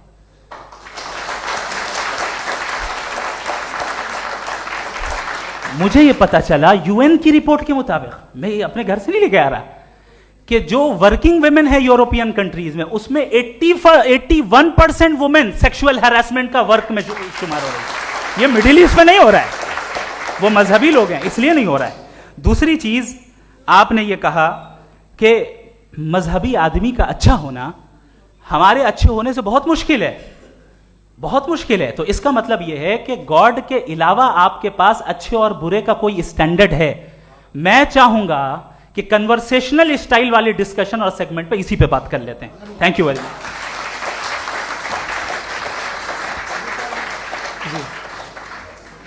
ये रिबटल का राउंड 2 है। आपके पास 5 मिनट का वक्त है और इसके बाद क्रॉस एग्जामिनेशन शुरू करेंगे। आप चाहें तो जो इन्होंने सवाल पूछे उनके जवाब आप रिबटल में भी दे सकते हैं। जी जी, देखिए, पहले तो ये बात कि ये मिसाल गलत है। इन्होंने पहले ही हमको डिसार्म कर दिया। कह लिया अकल से मामला सॉल्व नहीं हो सकता, लॉजिक से आप पहुंच नहीं सकते। ये एक मेटाफिजिकल चीज़ है। मेटाफिजिकल अजीब सा लफ्ज़ है, ठीक से किसी को माने नहीं मालूम इसके, तो ऐसा लगता है कुछ बड़ी चीज़ है। अरे भाई, क्या होता है मेटाफिजिकल, बताओ, खड़ी हो। ये एक लफ्ज़ है जो कहीं भी इस्तेमाल हो जाता है। जब आप एक बात कर रहे हैं और आप मुझसे बहस कर रहे हैं तो मुझे मेटाफिजिकल मत बताइए, आप लॉजिकली मुझे प्रूफ किए। और अगर लॉजिकली आप नहीं बात करते साहब ये मेटाफिजिकल है, तो फिर हम आप बात क्या कर रहे हैं? मेरा आपका किस ज़बान में कॉन्वर्सेशन होगा? और ये कहना कि वक्त पहले नहीं था, तो फिर क्यों कहते हैं ये हमेशा से और हमेशा रहेगा? हमेशा वक्त है, तो आप कैसे कहते हैं वो हमेशा से है और हमेशा रहेगा? हमेशा का मतलब है कोई वक्त, अगर वक्त ही नहीं है तो हमेशा कैसे? बाहर वो रहेगा। अब मैं ये देखता हूँ, आपने कहा ना कि वहाँ रेप ज़्यादा होते हैं, तो हम एक बात देखते हैं कि ये दुनिया जिस पे वो कादर मुतलक है, जिसकी मर्जी के बगैर पत्ता भी नहीं हिलता, ओमनीपोटेंट है, ये दुनिया चल कैसे रही है? और इस दुनिया का हाल क्या है?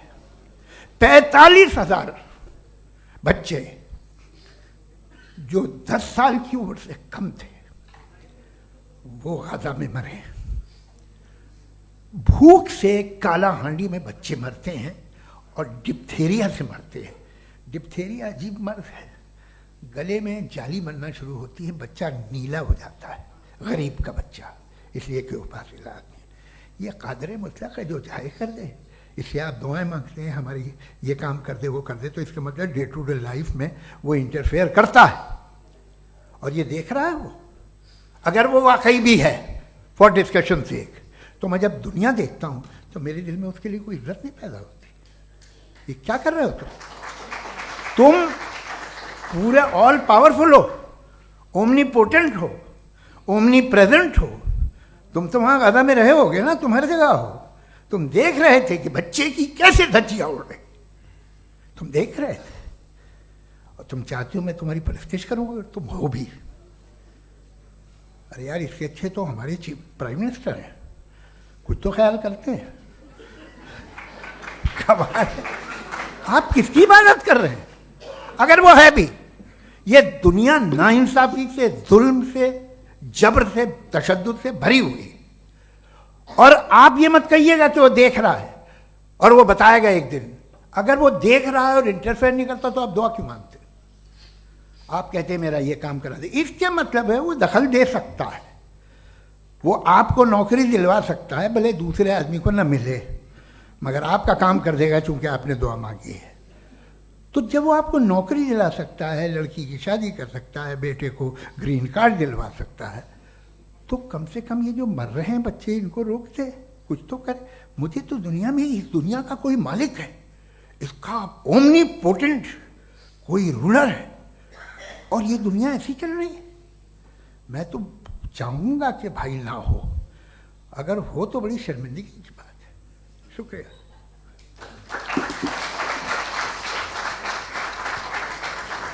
देवियों और सज्जनों, इस बहस के 2 राउंड और 2 रिबटल पूरे हो चुके हैं। अब सबसे ज़रूरी और सबसे मुश्किल राउंड शुरू हो रहा है, क्रॉस एग्जामिनेशन का। अब इन विद्वानों की सज्जनता की एक परख भी होगी, और वक्त हमने 16 मिनट का तय किया है। पहला सवाल आप पूछना चाहेंगे? जी बिल्कुल। पहले बोले भी आपने। आप माइक ले लीजिएगा हाथ में, ये नीचे से ऑन जी। मैं बोलता हूँ, ये डायस हटा सकते हैं क्या हम थोड़ा क्विकली? डायस पीछे कर दीजिए बस थोड़ा सा, है, ताकि ये जो दाएं बाएं लोग बैठे हैं, इसे हटा दीजिए। अब हम वहाँ तो जाने वाले नहीं, आराम से आराम से, आराम से। दोनों तरफ से हटा दीजिए।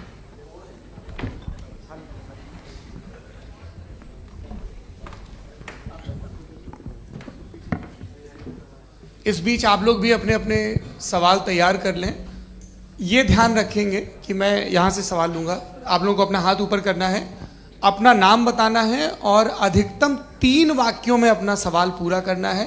कई लोग सवाल की जगह भाषण देने लगते हैं, उससे आज बचना है। जी मुफ्ती साहब, पहला सवाल आपका, 16 मिनट हैं, हम दोनों लोगों के सवाल लेंगे। जी जी बहुत शुक्रिया। आपकी जो अभी बात हुई बहुत अहम थी, मैं इसको चाहूँगा कि आगे डिस्कस करूँ, लेकिन चूँकि अभी ये वो सेगमेंट है क्रॉस एग्जामिनेशन, तो सबसे पहला सवाल आपसे ये है कि जो मैं इतनी देर से कॉन्टिंजेंसी आर्ग्यूमेंट आपको बता रहा था, ये अकल से ही बता रहा था हजरत, आप ये बताएं कि आप इन्फिनिट रिग्रेस ऑफ कॉजेस को पॉसिबल मानते हैं या नेसेसरी बीइंग के एग्जिस्टेंस को सही समझते हैं? चूंकि 2 ही ऑप्शन हो सकता है, आप ये बताएं। देखिए, आपको मैं ईमानदारी से बात करूं, एक तो मैं कॉन्टिजेंसी वर्ड ठीक से समझता नहीं, और इस वक्त भी जो आपने अंग्रेज़ी के अल्फाज इस्तेमाल किए वो ज़रा थोड़े से मुझे डिफ़िकल्ट और कॉम्प्लिकेटेड लगे, तो आप ज़रा सिंपल ज़बान में सवाल कर सकते हैं? बिल्कुल कर सकता हूँ। जी। यूनिवर्स की हर चीज कॉन्टिंजेंट होने का मतलब यह है कि वो अपने एग्जिस्टेंस में किसी के ऊपर डिपेंडेड है। जो भी चीज डिपेंडेड होगी वो चीज इंडिपेंडेंट नहीं हो सकती, तो उसका कोई ना कोई कॉज होगा। तो अब आप क्या समझते हैं कि ये इन्फिनिट रीग्रेस है, यानी कॉज पर कॉज, कॉज पर कॉज, कॉज पर कॉज, और कभी कोई यानी ये एंडलेसली चलता रहा? क्योंकि अगर ऐसा होगा तो हम तो एग्जिस्टेंस में आते ही नहीं। लॉजिकली ये मुत्तफक अलैह चीज है, मुत्तफक अलैह अग्रीड अपॉन। इस पे हमने एग्री किया था कि मुश्किल शब्द आएगा तो अर्थ बताना पड़ेगा। तो इन्फिनिट रीग्रेस तो पॉसिबल नहीं है, तो कहीं ना कहीं आपको रुकना पड़ेगा ऐसे नेसेसरी बीइंग पर। नहीं, कोई ज़रूरत नहीं रुकने की। किसने कहा आप रुकना पड़ेगा? आप रुकते हैं खुदा पे, आप नहीं रुकते। आप कहते हैं वो हमेशा से, जब उस वक्त से जब वक्त नहीं था। आप कहाँ रुकते हैं कि अब हुआ था वो? आप नहीं कहते। हम क्यों नहीं मान सकते कि यूनिवर्स जो है और बल्कि मल्टीवर्सेस जो है वो हमेशा से हैं, वो बनती है, बिगड़ती है। एक हमारे यहाँ एक चीज़ है ब्लैक होल, वो समेट लेता है वापस, फिर ब्लास्ट होता है, फिर फैल जाता है। और इसमें हमारी तो खैर कोई औकात ही नहीं है इंसान की। एक छोटे से ज़र्रे पे हम 50-60 साल की उम्र रखते हैं, जो करोड़ों अरबों साल की कायनात है उसमें, और पैदा भी नहायत ही बेहुदा वजह से हुए थे। तो इसमें ये सोचना कि इसकी वजूहात और ये क्यों है, ये डिपेंडेंट है, ये हम देख रहे हैं। क्या मालूम? आप सोचिए कि ये जो फैल रही है कायनात, ये कहाँ फैल रही है, ये कहाँ जा रही है, और ये फैल क्यों रही है? अरे बना ली थी तुमने, रुको भैया, काफ़ी है। ये फैल क्यों रही है? ये और कौन सी कायनात जिसे मैं दूरबीन से देखता हूँ तो 2 बिलियन लाइट ईयर पे है, उससे मेरा कोई वास्ता ही नहीं है। 2 बिलियन ईयर यानी अगर मैं 80,000 माइल्स पर सेकेंड से चलूं तो 20 करोड़ साल में वहां पहुंच जाऊंगा। इसकी ज़रूरत क्या थी? ये दुनिया, ये कायनात तो इंसान अशरफुल मखलूक़ात के लिए बनाई गई ना। तो ये सब ये टर्म समझ में नहीं आया,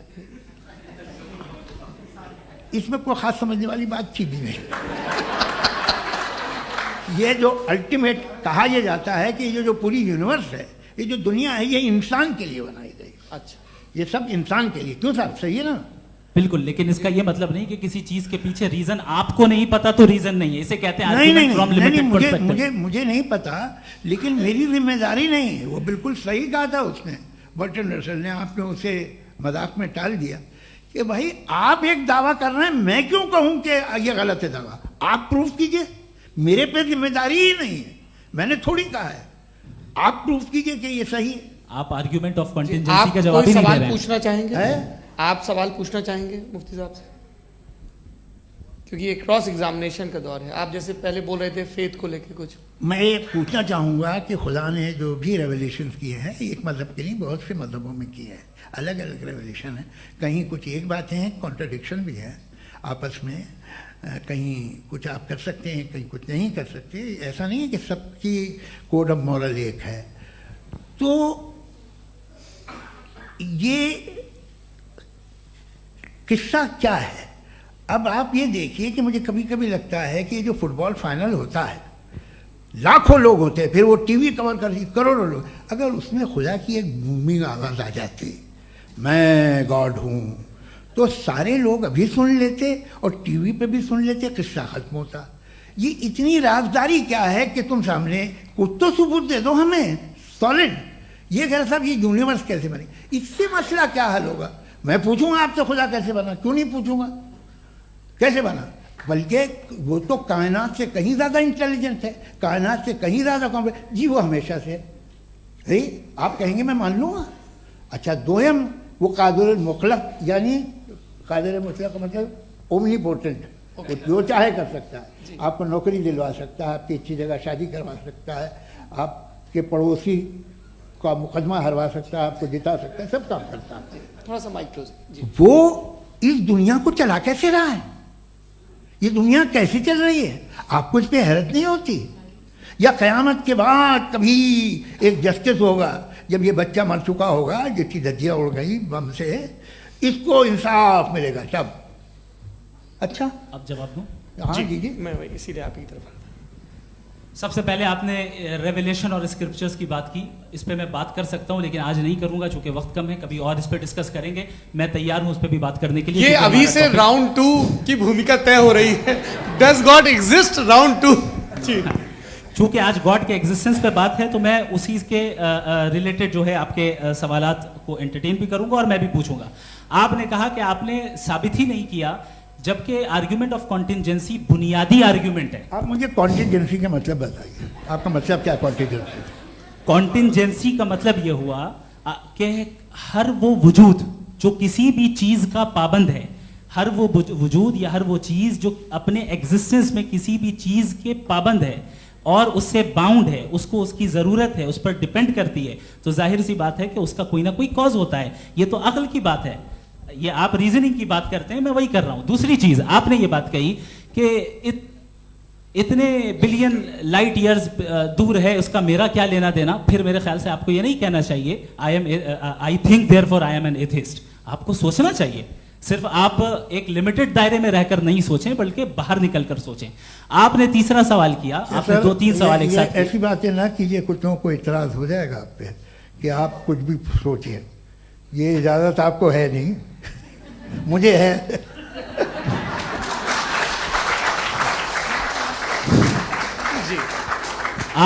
आपने प्रॉब्लम ऑफ इविल के ताल्लुक से सवाल किया और बार बार आप एक लफ्ज रिपीट कर रहे हैं कि ओमनीपोटेंट गॉड है, ऑल पावरफुल गॉड है।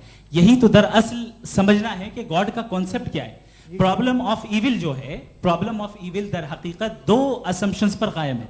अगर आप इन 2 असम्पशंस को समझ जाएं तो ये प्रॉब्लम नहीं रहेगी, आर्ग्यूमेंट आपको समझ में आ जाएगी कि ये कोलैप्स कर जाता है। पॉइंट नंबर 1, यानी जो आपका सबसे पहला फॉल्स असम्पशन है कि गॉड मर्सीफुल है, ओमनीपोटेंट है, दुनिया में जुल्म हो रहा है। लेकिन आपको यह समझना चाहिए कि हमारे वर्ल्ड व्यू के मुताबिक गॉड सिर्फ ओमनीपोटेंट और सिर्फ मर्सीफुल नहीं है, बल्कि वो ऑल वाइज भी है और वो ऑल नोइंग भी है। उसके हर काम के पीछे हिकमत और विजडम है। ये कोई जरूरी नहीं है कि वो हिकमत और विजडम आपको समझ में आए या मुझे समझ में आए। अगर आप जो समझ रहे हैं उसके मुताबिक आप फैसला कर रहे हैं, ये लिमिटेड पर्सपेक्टिव से आर्ग्यूमेंट है। और इस चीज को हम अपनी दुनिया में, अपने लाइफ में, डेली लाइफ में इस प्रिंसिपल को एक्सेप्ट करते हैं। हम जब किसी डॉक्टर के पास जाते हैं, डॉक्टर के पास जाकर वो अगर उसने हमें कोई दवाई दी है तो हम ये तो नहीं कहते कि जब तक आपके पास जितना नॉलेज और जितना विजडम नहीं है, आपने क्यों ये दवाई दी है, तब तक हम इस चीज को एक्सेप्ट नहीं करेंगे। नहीं कहते, हम उसकी अथॉरिटी को तस्लीम करते हैं। क्यों? क्योंकि उसकी हम जानते हैं कि वो नॉलेजेबल है, वो विजडम वाला है, हमसे ज्यादा नॉलेज और हमसे ज्यादा विजडम है। बताएं सर। नहीं, डॉक्टर में और खुदा में बड़ा डिफरेंस है। डॉक्टर पढ़ा लिखा होता है, एक तो मैं उसकी बात सुनूंगा। 2 ये नहीं, कुछ जवाब तो ये भी नहीं है सर प्लीज, आप अगर सब ऑडियंस से बोलने लगेंगे तो फिर मतलब नहीं सिविलाइज्ड बहस का। मतलब आप ये कहें कि चूंकि आप डॉक्टर पे बिलीव करते हैं इसलिए खुदा पे बिलीव किए, क्या ये मिसाल आपको समझाने के लिए आर्ग्यूमेंट है, इस पे आपको एतराज नहीं है। तो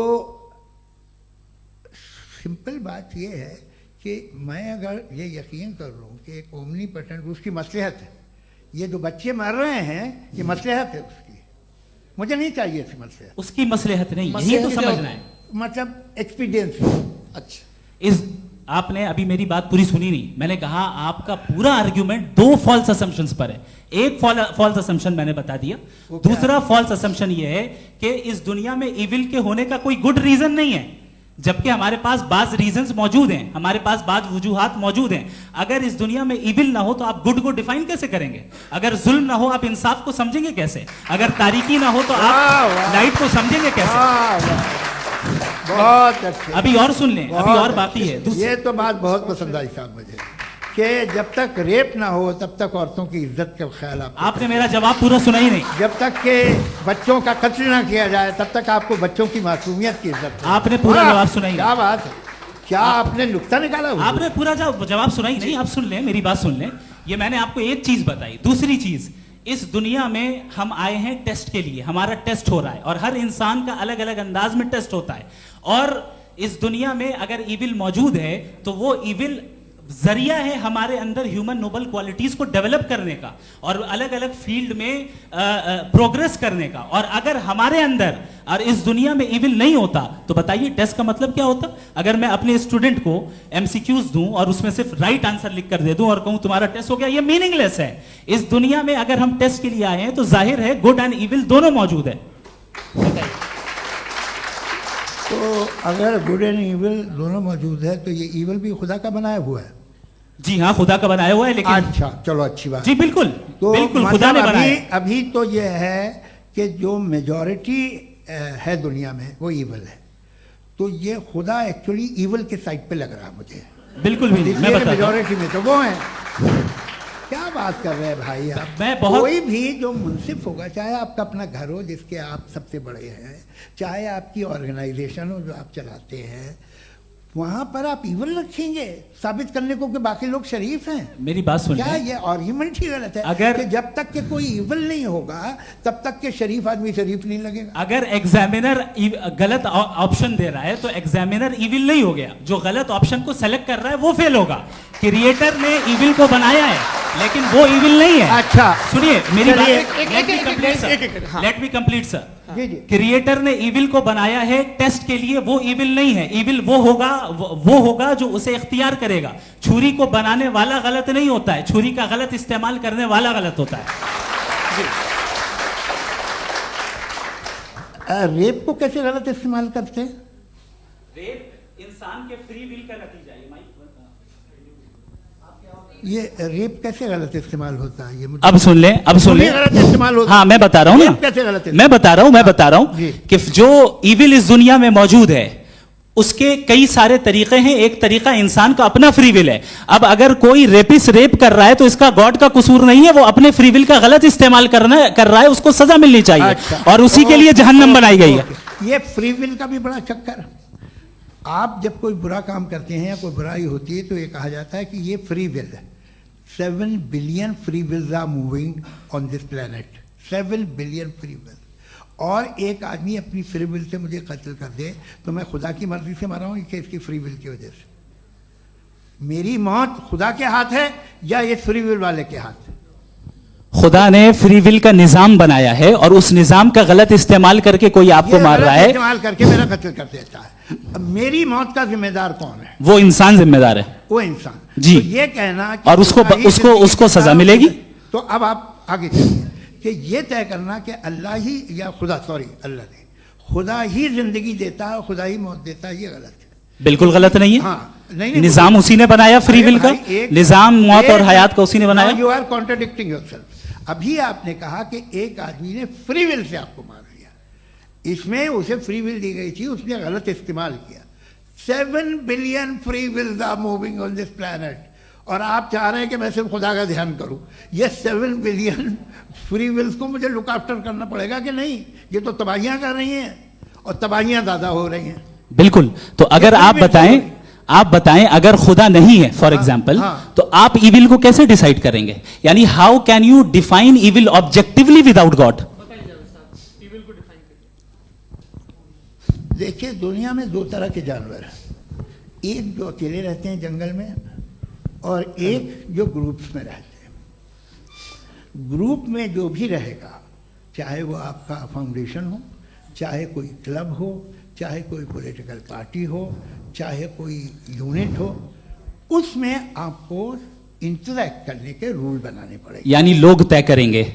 लोग तय करेंगे। अगर लोगों ने यह तय किया कि किसी का रेप करना सही है, आप जस्टिफाई करेंगे? नहीं, आपका फाउंडेशन तो ये हो गया ना कि लोग ही विल डिसाइड दुनिया करेंगे। में- नहीं, अरे दुनिया में ऐसे ग्रुप्स हैं जो रेप को जायज़ मानते हैं सर्टन हालात में।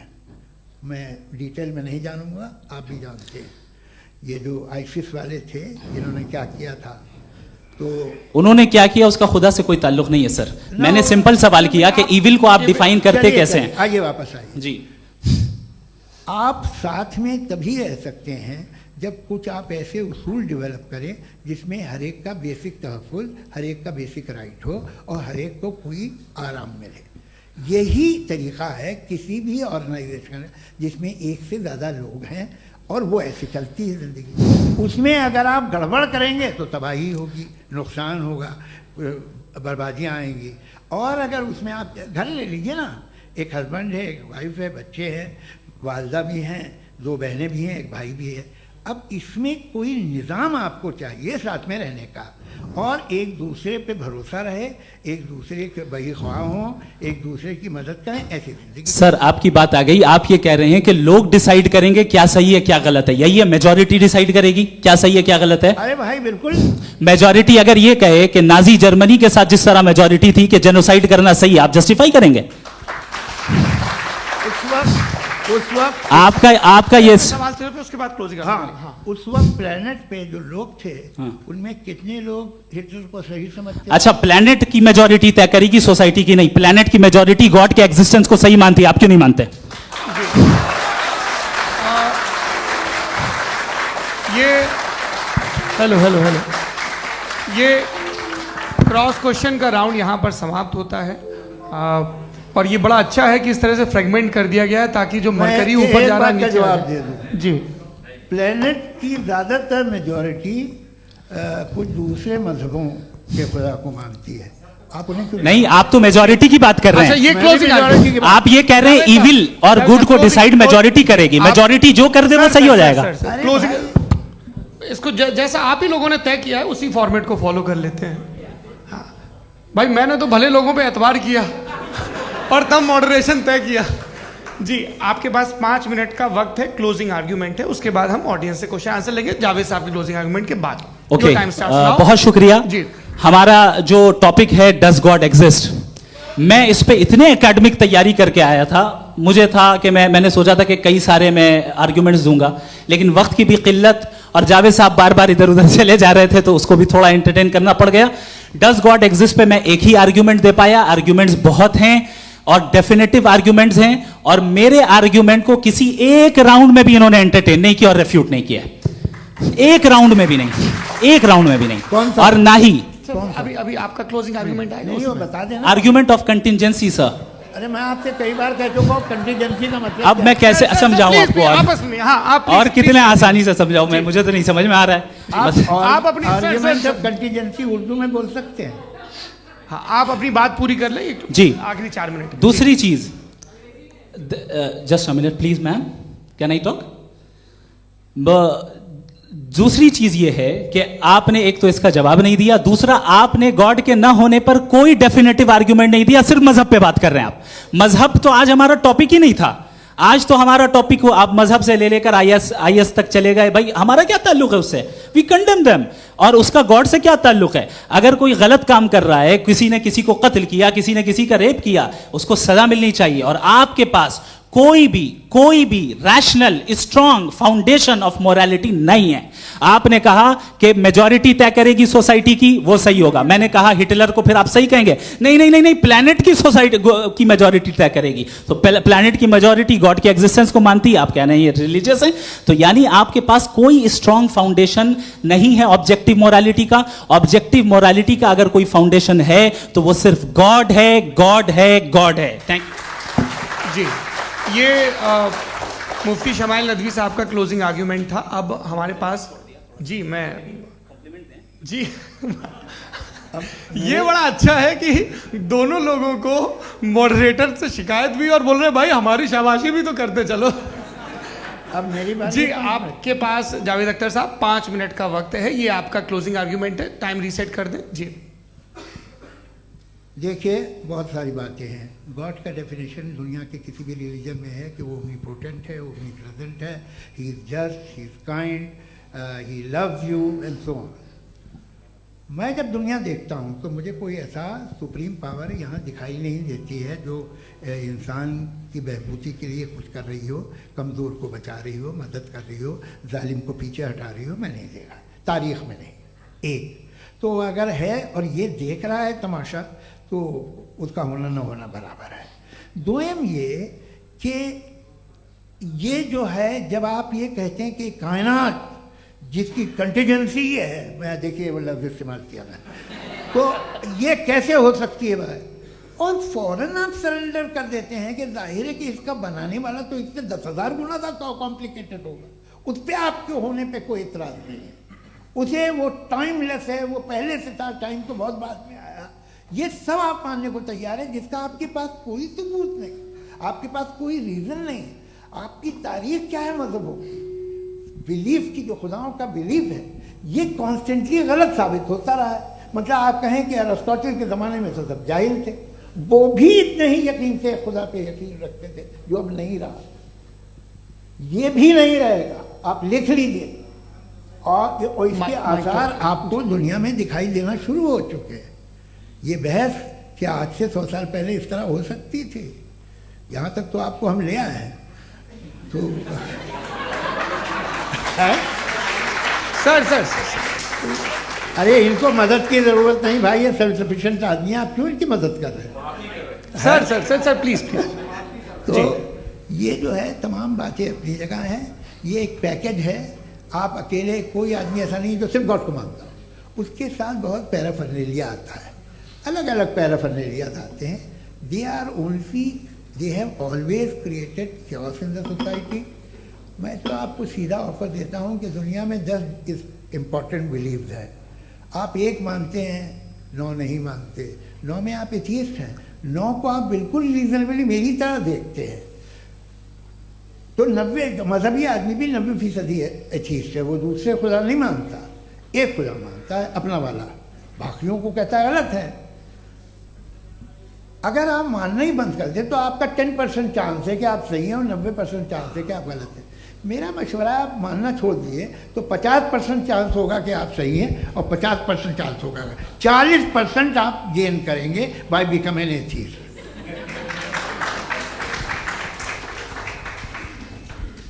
ये एक फरसूदा ख्याल है, ये ख़त्म हो रहा है। हो सकता है मेरी ज़िंदगी में ना हो, लेकिन ये हो जाएगा। जो बातें ये इनको आप मेटाफिजिकल ये वो ऐसे रिस्पेक्टेबल टर्म दे दिए, ये तो उन लोग के हैं जिन्हें ना फिजिक्स मालूम थी ना मेटा मालूम था, ये उन्होंने आपको दिए हैं। जी बहुत शुक्रिया आप दोनों लोगों का। और अब इस बातचीत का आखिरी राउंड शुरू होगा, डज गॉड एग्जिस्ट की ये बहस मुफ्ती शमाइल नदवी और जावेद अख्तर साहब के बीच। आप लोग अपने अपने हाथ ऊपर करेंगे, मैं यहाँ से तय करूँगा। और माइक हमारे पास है क्या? एक ही माइक है ऑडियंस के लिए? 2 माइक है, एक इस तरफ एक इस तरफ, ठीक है। तो जी सबसे पहले हमारी सहयोगी हैं मारिया शकील जी, पूछिए सवाल। थोड़ा सा रुकेंगे ताकि कैमरे का फ्रेम आप पर आ जाए, आपकी तो प्रैक्टिस है टीवी की। जी नदवी साहब, मैं खुदा को मानती हूँ, पहले मैं इसी प्रमाइस से शुरू कर रही हूँ और ये बता रही हूँ आपको, मैं मानती हूँ। लेकिन कुछ सवाल हैं जो जावेद साहब ने उठाया, उसका जवाब आपको देना चाहिए। पहला सवाल ये कि गज़ा में सालों से छोटे बच्चे मर रहे हैं, वो उनको, अगर खुदा मर्सीफुल है, हम मानते हैं कि अल्लाह ताला में बहुत ताकत है, तो वो बच्चे क्यों मर रहे हैं? दूसरी बात ये कि अगर कंटिजेंसी की जो आप बात करते हैं, पूरे मुस्लिम ममालिक मिल करके भी उन गज़ा के बच्चों को क्यों नहीं बचा पा रहे हैं? क्योंकि अगर वो चाहते, क्योंकि अल्लाह ताला उन पर हुकूमत करते हैं, सब पर हुकूमत करते हैं, तो वो उनको क्यों नहीं बचा? जी थैंक यू वेरी मच। बहुत अच्छा किया आपने इस चीज़ को जिक्र कर दिया, मैं इसको और अच्छे से एक्सप्लेन करने की कोशिश करता हूँ। देखें, जहाँ तक आपने कहा कि गज़ा के बच्चों को मारा जा रहा है, देखें 2 वर्ल्ड व्यू है, एक एथिस्टिक वर्ल्ड व्यू, एक थीस्टिक वर्ल्ड व्यू है। बच्चे मर रहे हैं दोनों वर्ल्ड व्यू में, लेकिन हमारा वर्ल्ड व्यू कह रहा है कि रिकॉम्पेंस है, ये कह रहे हैं कि उनका मरना बेकार जाने वाला है, कोई उसका रिकॉम्पेंस नहीं है, चूंकि इनके यहाँ आखिरत और अल्लाह का कोई तसव्वुर या गॉड का कोई तसव्वुर नहीं है। आपने ये सवाल किया कि गॉड मर्सीफुल है, क्यों नहीं रोकता? ये मैंने बताया कि ये मिसकंसेप्शन है लोगों के दरमियान कि गॉड को सिर्फ मर्सीफुल और ओमनीपोटेंट समझते हैं। गॉड के सिर्फ यही 2 एट्रीब्यूट्स नहीं हैं, गॉड के कई सारे एट्रीब्यूट्स हैं, उनमें से अल हकीम भी है, उनमें से ऑल वाइज भी है, ऑल नोइंग भी है। लिहाजा अगर इस दुनिया में किसी को तकलीफ आ रही है और गॉड उसको नहीं रोक रहा है, वो इसलिए नहीं रोक रहा है चूंकि इंसानों को फ्री विल दिया गया है। ठीक इसी तरीके से अगर एक डॉक्टर किसी छोटे बच्चे को इंजेक्शन लगा रहा है, उसे तकलीफ पहुंच रही है, उसके लिमिटेड पर्सपेक्टिव के एतबार से यह गलत हो रहा है और डॉक्टर बुरा है। लेकिन जब आप ब्रॉडर पिक्चर को देखेंगी, आपके और हमारे पास सिर्फ एक पिक्सल है, हमें इतना नजर आ रहा है कि गजा में कत्ल हो रहा है, लेकिन इसके पीछे कितना रिकॉम्पेंस उनको मिलने वाला है, पूरा पिक्चर गॉड के पास है। तो एक पिक्सल से आप पूरे पिक्चर को कभी भी जज नहीं कर सकती। आप इसमें कुछ जोड़ना चाहेंगे? आपको कुछ बोलना है इसमें? भाई ये आपने बहुत अच्छा जस्टिफिकेशन दिया। ये आप वो जो वहाँ के प्राइम मिनिस्टर इजराइल के उन्हें भेजिए, वो बहुत खुश होंगे। जी, आप अगला जस्टिफिकेशन दे देना कि अगर गॉड नहीं है तो बच्चे क्यों मर रहे हैं, आप बताएं। जी, वो ये सवाल पूछ रहे हैं कि अगर आप ईश्वर का अस्तित्व नहीं मानते हैं तो उन बच्चों की मौत को आप कैसे इंटरप्रेट करते हैं? भाई ये दुनिया जो है, जो ताकतवर लोग होते हैं वो एक नाइंसाफ़ी करते हैं। तो ये अच्छा काम है आपके नजदीक, तो नेचर नाइंसाफी पे मबनी है। अरे मेरे भाई, आप नेचर की कहाँ बात कर रहे हैं, मैं तो इंसान की बात जी, कर ये रहा तो फिर क्रॉस जब मैं इंसान की बात कर रहा था आप नेचर की बात करने लग क्रॉस गए। एग्जामिनेशन नहीं। हूँ। हाँ, अब आप मुझे बोलने नहीं देंगे तो अलग बात है, आप बोलिए, मैं मुझे कोई इतनी जल्दी नहीं। जी, नहीं, ये क्रॉस नहीं, एग्जामिनेशन एक है। मिनट हाँ। रुकिए। क्रॉस मुझे एग्जामिनेशन। बोल तो लेने दीजिए। जी, बोलिए। ठीक है। बात ये है कि ह्यूमन सोसाइटी तभी साथ में रह सकती है जब वो मोहब्बत से, एकता से, एक दूसरे के एहतराम करके रहे। इसके अलावा पॉसिबल नहीं है, अकेले तो इंसान रह नहीं सकता। वहाँ पर कुछ लोग हैं जो फाउल करते हैं। वो फाउल हम हमेशा से तारीख में होता आया है। आज ये हो रहा है, जो हो रहा है बहुत बुरा हो रहा है, बहुत जालिमाना है, बहुत जाबराना है। उसको आप कहें कि ये बच्चों को कॉम्पनसेशन मिल जाएगा या इसकी इंजेक्शन है। इंजेक्शन तो हेल्थ के लिए दिया जाता है। आप ये कह रहे हैं कि ये बच्चों की जो धज्जियां उड़ रही हैं ये इंजेक्शन है, ये विटामिन टेस्ट का। है, ये टेस्ट है और उस टेस्ट में उनको अगले उनको ऐसा रिकॉम्पेंस मिलेगा जो आपके तस्वुर के बाहर है। ये आप 3 बरस के बच्चे को बारूद से उड़ा के टेस्ट ले रहे हैं। वाह, वो नहीं ले रहा है, खुदा नहीं उड़ा रहा है, इजराइल उड़ा रहा है। जी, ये तो उसको कंडेम अगला करें। सवाल लेते हैं। अगला सवाल लेते हैं प्रोफेसर पुरुषोत्तम अग्रवाल। मुफ्ती साहब, एक निवेदन आपसे है कि कम से कम थोड़ा सा माइक क्लोज एक रिलीजियस और फिलोसफिकल कर मैं प्लीज। एक रिलीजियस और फिलोसफिकल ट्रेडिशन है जो ब्रह्मांड को यानी यूनिवर्स को ही अंतिम मानती है। सर्वम खलु इदम ब्रह्मम, this is Chandogya Upanishad and it completely rules out the existence और नेसेसिटी, आपके शब्दों में necessity of a creator. The creation itself is the creator. तो एक मिनट प्लीज। दूसरा जो सवाल आपने अभी, जो आप बार बार कह रहे हैं कि भगवान विद्वान भी है, वाइज, सब जानने वाला, तो अगर विजडम में दुनिया भर के पापों और अत्याचारों को बर्दाश्त करना शामिल है तो फिर इसका मतलब ये हुआ कि अगर मैं फ्री विल से उसको अपोज करता हूं तो ईश्वर की विजडम और मेरी फ्री विल में कॉन्ट्राडिक्शन है। Because when I am opposing whatever is happening in Gaza, then I am opposing the God's will और गॉड्स विजडम। जवाब लेते हैं क्योंकि तो गॉड की विजडम में, एक मिनट सौरभ प्लीज सर, ये एक जुमला। गॉड की विजडम है कि गाजा में जो कुछ हो रहा है वो हो रहा है, मैं उसको अपोज कर रहा हूं, तो मैं गॉड की विजडम के खिलाफ जा रहा हूं। एक सवाल। दूसरा ये नहीं, आपने 2 already.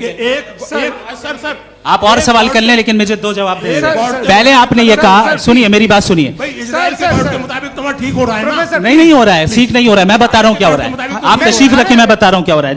Late me complete please. एक सेकंड गाइस, एक सेकंड।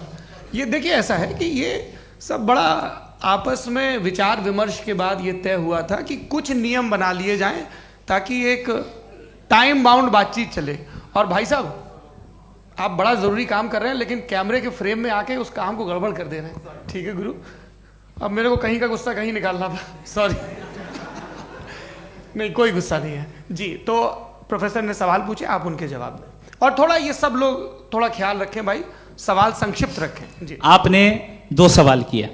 सबसे पहला ये कहा कि हमारे पास ये कॉन्सेप्ट है कि ये यूनिवर्स खुद नेसेसरी बीइंग है, creation itself is the creator. How irrational is this कि मैं एग्जिस्ट करूंगा बाद में, लेकिन अभी एग्जिस्ट कर भी रहा हूं, यानी एक ही टाइम में एग्जिस्ट भी कर रहे हैं, नहीं भी कर रहे हैं। This is not true. दूसरी चीज, आपने कहा कि अगर इजराइल में, सॉरी माफ कीजिएगा, Israel doesn't exist, occupied Palestine में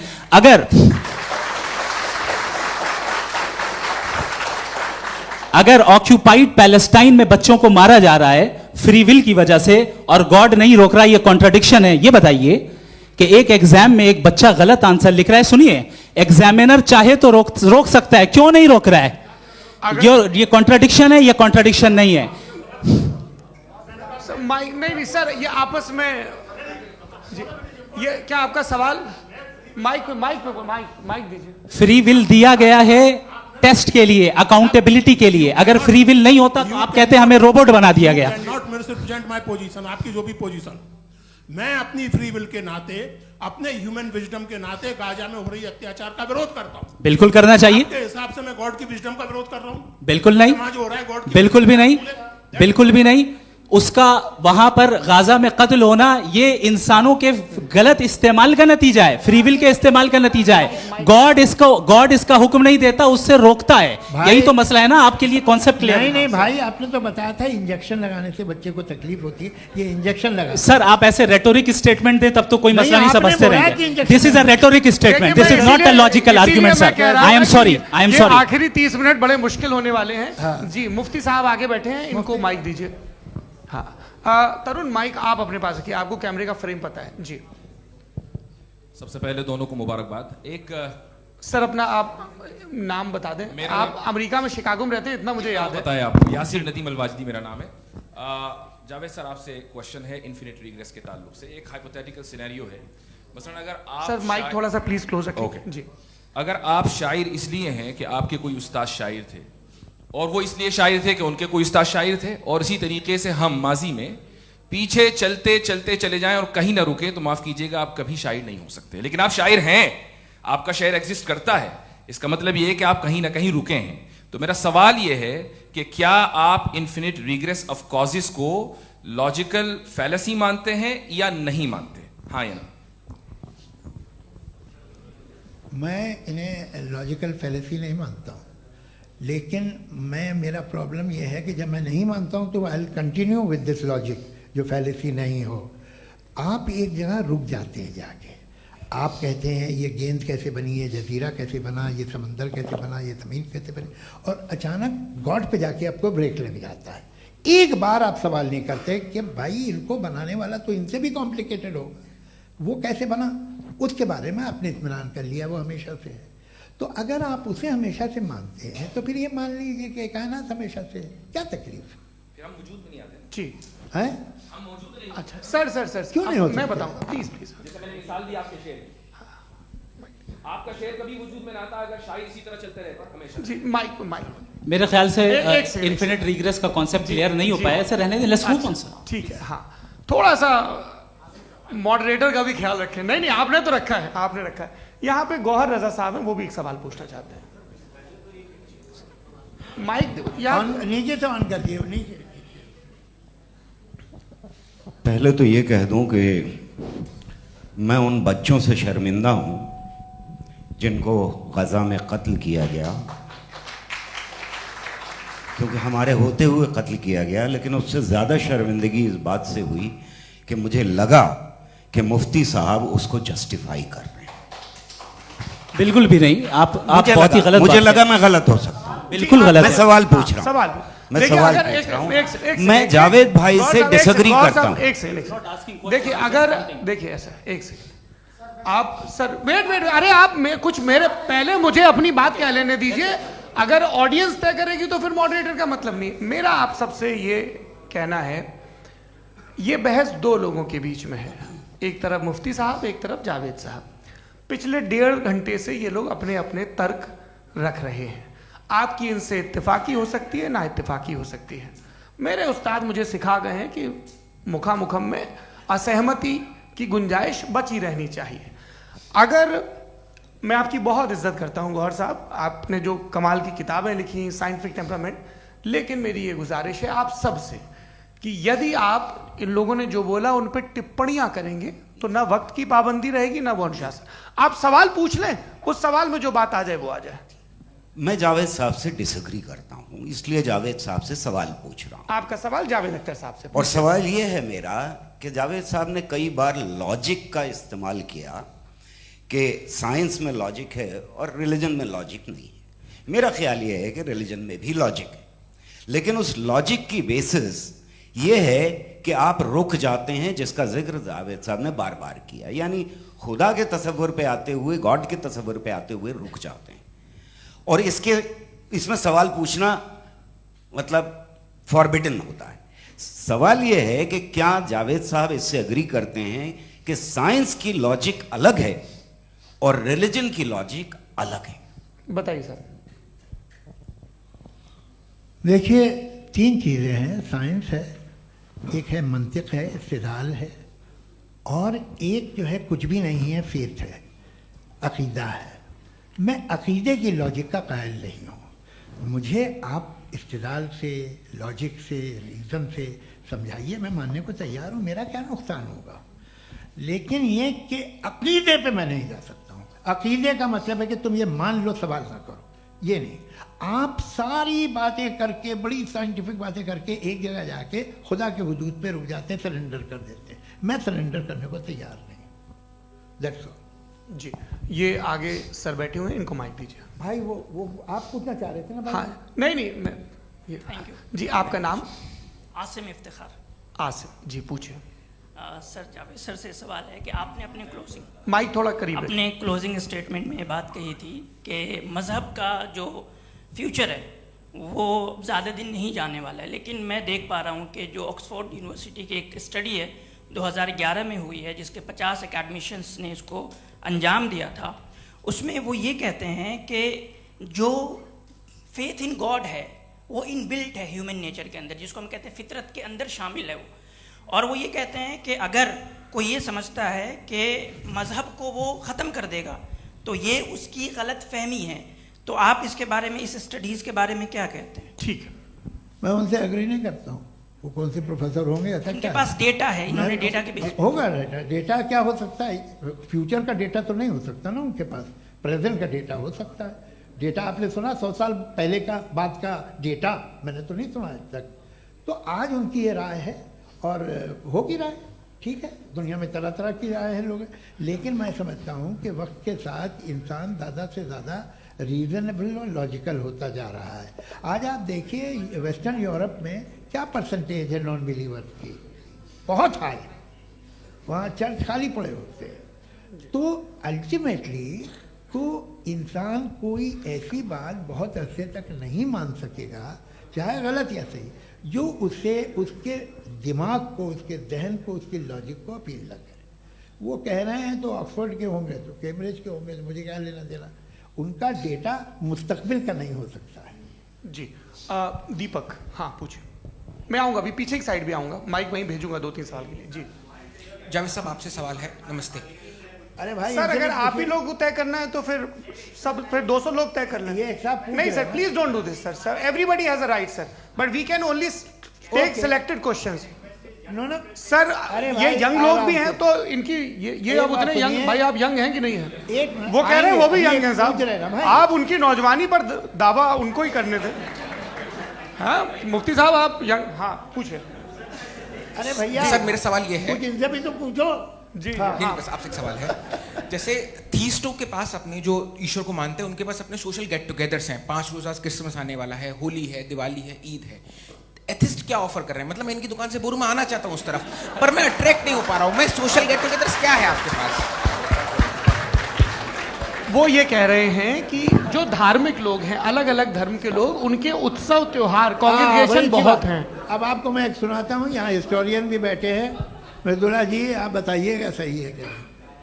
ये एक कॉन्स्टेंटाइन, एक ग्रीक रोमन बादशाह था जो क्रिश्चियनिटी आने के 400 साल बाद उसने डिसाइड किया कि मैं क्रिश्चियन हो जाऊंगा, मेरी पूरी स्टेट कैंसिल हो जाएगी। उस ज़माने में ऐसे ही होता था, राजा जो धर्म इख्तियार करता था वो जनता भी कर लेती थी। इसलिए कि वो हो गया था बैंकरप्ट, और उसे जो मेडिटेरियन कोस्ट के रिच क्रिश्चियन वो थे मर्चेंट, उससे पैसा चाहिए था। तो उसने कहा यार क्रिश्चियन हो जाओ। तो उसने अपने वजीर से कहा कि भाई ये हिस्ट्री है कि अब हम लोग क्रिश्चियन हो जाते हैं। पहले सर हो जाएंगे, कोई प्रॉब्लम नहीं है, लेकिन एक प्रॉब्लम ये है कि 17 दिसंबर से 25 दिसंबर तक जो पेगन फेस्टिवल होता, जो पेगन स्टेबल हो, जो फेस्टिवल होता है वो बंद हो जाएगा, इसलिए कि हम क्रिश्चियन हो गए तो होगा नहीं। तो वो बच्चों को बहुत बुरा लगेगा, पब्लिक को बहुत इन्जॉय करते हैं, खासतौर से 25 को मेन डे। उसने कहा हाँ ये तो सही कह रहे हो। ये जीसस क्राइस्ट की पैदाइश कब थी? पहले साहब वो अप्रैल में थी। नहीं, कट करो, वो 25 दिसंबर को है। यह हकीकत है जी। और 400 साल बाद क्रिश्चियनिटी के अप्रैल से दिसंबर ले आए, और इसलिए कि यहाँ पेगन फेस्टिवल होता था। अब मनाते हैं आप आराम से। ये जो सारे फेस्टिवल हैं ये रिलीजन से, हर एक को एक इंटरटेनमेंट डिपार्टमेंट चाहिए होता है अपनी कंपनी चलाने के लिए। तो ये रिलीजन ने, ये सेकुलर त्योहार थे जिन्हें रिलीजन्स ने ले लिया है। ये मौसम के थे, फसलों के थे, किसानों के थे, उसको आपने लेके रिलीजियस रंग दे दिया। ये कोई रिलीजन से थोड़ी आए हैं आप। अच्छा हमें देखिए, हम तो मुल्द हैं, हम ईद मनाते हैं, हम दिवाली मनाते हैं, हम होली मनाते हैं, हम क्रिसमस मनाते हैं। बम्बई की फिल्म इंडस्ट्री की सबसे बड़ी होली हमारे घर में होती है, सबसे बड़ी ईद हमारे घर में होती है। वो हमारी सोशल वो है, हमारे हेरिटेज है। ऐसा थोड़ी है कि we will throw the baby along with the water. ये तो अच्छी चीज़ है, इन्हें रखो, जो बेकार है फेंक दो। जी हाँ। हेलो जी, मेरा सवाल नादवी जी से है। जैसा कि आपने बोला कि गॉड टाइम के भी परे हैं और गॉड इतनी कॉम्प्लेक्स चीज़ है कि उसे ह्यूमन माइंड समझ नहीं सकता, और गॉड ने अर्थ पे फ्री विल भी दे दी है, तो आप अपना वक्त ज़ाया क्यों कर रहे हैं गॉड के बारे में बात करके? अपन को तो बात करनी चाहिए कि सोसाइटी को बेहतर कैसे करें। जी, मैं गॉड वही बताता है सोसाइटी को कैसे बेहतर करे। अभी मैं आपका जवाब देता हूँ। आपने कहा कि टाइम पे वो एग्जिस्ट नहीं करता, सो मेरा सवाल ये है कि जैसा आपने बोला कि गॉड बहुत ही कॉम्प्लेक्स चीज है, मैंने कहा ही नहीं कि कॉम्प्लेक्स है, तो आपके अल्फाज हैं।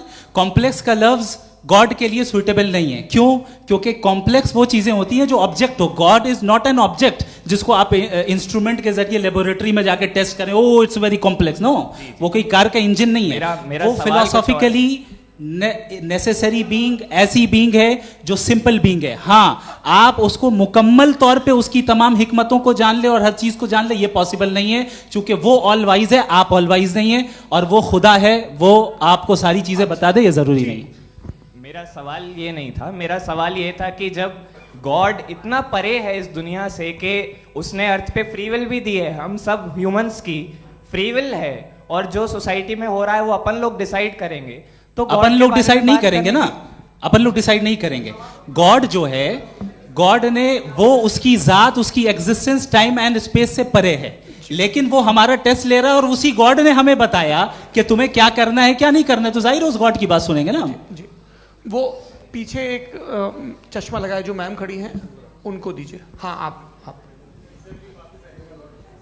जी जी बिल्कुल आएंगे। देखिए मैं कोशिश कर रहा हूँ सब तरफ जाने की। हाँ उनको दीजिए माइक। जी हेलो सर, मैं ओमनी प्रेजेंट नहीं हूँ, टाइम पाबंद हूँ और जहां तक कोशिश कर सकता हूँ करूंगा। जी अपना नाम बताइए। मेरा नाम उर्सुला है, मैं दिल्ली यूनिवर्सिटी की एक स्टूडेंट हूँ और मैं स्टूडेंट फेडरेशन ऑफ इंडिया से हूँ। मेरा सवाल मुफ्ती जी से है कि इस हॉल के इस कमरे में बैठ के हम लोग रेप की मोरालिटी के बारे में फिलोसफिकली बात तो कर सकते हैं, बट असलियत ये है कि रोज़मर्रा की ज़िंदगी में औरतें रेप के थ्रू गुजरती हैं, और हम लोग सिर्फ नंबर्स पे इस तरह नहीं देख सकते, क्योंकि कितनी औरतें हैं इन कंट्रीज़ में जहाँ पे आप बता रहे हैं कि केसेस कम हैं, जिनका एक्सेस है कि वो जाके केस फाइल कर सकें। कितनी औरतें हैं जो जिनको काम करने की आज़ादी है उन कंट्रीज़ में। यूरोप में ये आज़ादी आ गई, यूरोप में ये रूल्स आ गए, तो हम आज उसके बारे में बात कर पा रहे हैं। जी जवाब। आपने ये कहा कि कमरे में बंद होकर हम लोग इस पर फिलोसफिकली बात कर सकते हैं, लेकिन हकीकत में क्या हो रहा है, वो ग्राउंड लेवल पे क्या हो रहा है जो बहुत गलत हो रहा है, और वो सफ़र कर रही हैं। आई एग्री, बहुत गलत हो रहा है, और जो गलत हो रहा है उसको हमें रोकना है। और क्यों रोकना है, वो गलत क्यों है, हमारे पास इसका ऑब्जेक्टिव फाउंडेशन है, इनके पास उसका ऑब्जेक्टिव फाउंडेशन नहीं है। मैं ये कहना चाह रहा हूं कि जहां पे भी जुल्म हो रहा है, जहां पे भी औरत पे जुल्म हो रहा है, या उसकी इज्जत लूटी जा रही है, या उसे तकलीफ पहुंचाई जा रही है, और सिर्फ औरत नहीं, किसी इंसान के ऊपर भी जुल्म हो रहा है, तो उसके खिलाफ खड़ा होना, ये मॉरलिटी हमारे पास गॉड के पास से आई है। वरना जावेद साहब तो कह रहे हैं कि जो है मेजॉरिटी डिसाइड करेगी, तो मेजॉरिटी तो कभी भी बदल सकती है। क्या आप हाँ। ये थोड़ी सी आपको गलतफहमी है। मैं अगर मेरे जुमले से ये मदना निकला या मैंने कहा, तो ये जुमला मैं वापस लेता हूँ। ये मेरा मतलब ही नहीं था कि मेजॉरिटी डिसाइड करेंगे। मेजॉरिटी डिसाइड करे तो दुनिया में बड़ी, वैसे आपने कहा था ये जुमला। अच्छा हो सकता है, मैं मान रहा हूँ, बाद में रिकैप कर लेंगे। अरे एक सेकंड, मैं अपनी एक्सप्लेनेशन देता हूँ। मुनासिब बात यह है कि हम सब के सब दिल में जानते हैं कि क्या अच्छा है क्या बुरा है, हमें पता है अच्छी तरह से। जो लोग बुरे काम करते हैं उन्हें भी मालूम अच्छा क्या है। यही तो सवाल था हजरत कि फिर ये मोरालिटी आई कहाँ से? Cross examination. हाँ जी हाँ। मोरालिटी साथ रहने की डिजायर से आई है। यानी साथ रहकर जो कुछ कह दे, जो कुछ कर दे, वो हो जाएगा? नहीं नहीं, तो आप कायदे से रह ही कर सकते हैं जब तक लोगों में मोरालिटी हो, वरना क्यास हो जाएगा। ये आपको कैसे पता?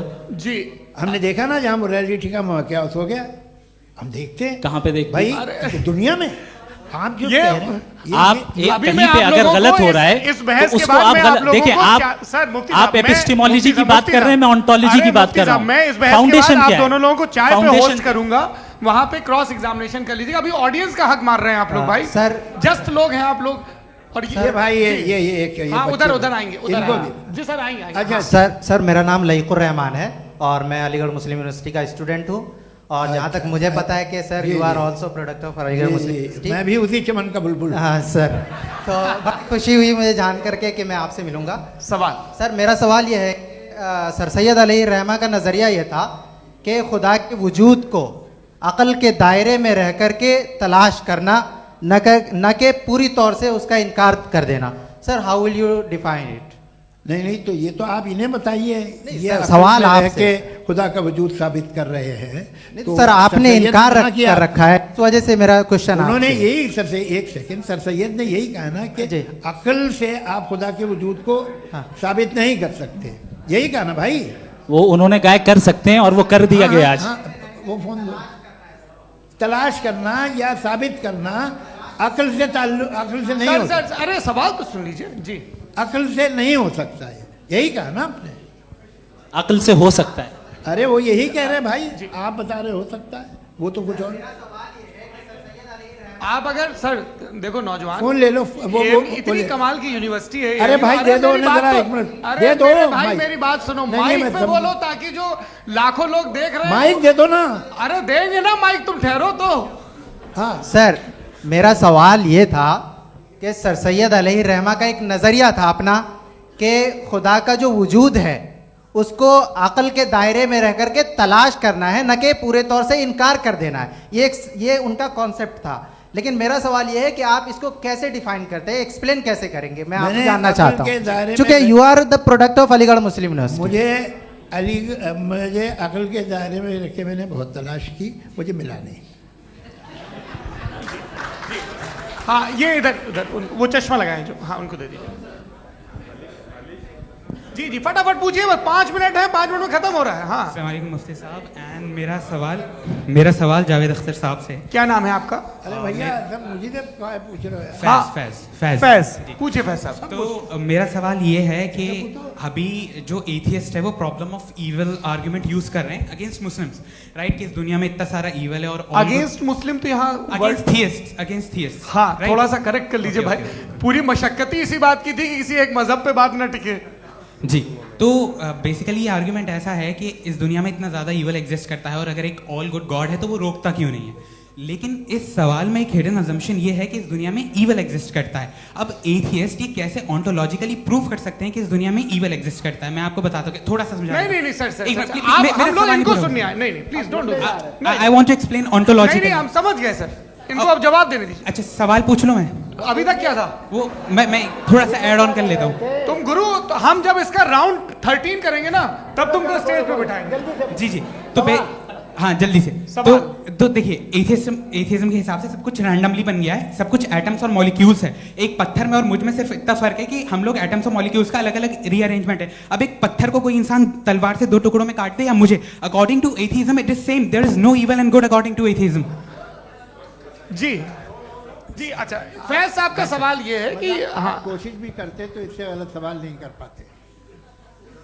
एक लाइफ फॉर्म है और लाइफ फॉर्म में फीलिंग्स हैं, मतलब लाइफ फॉर्म सुनता है, देखता है, टेस्ट कर सकता है, फील कर सकता है।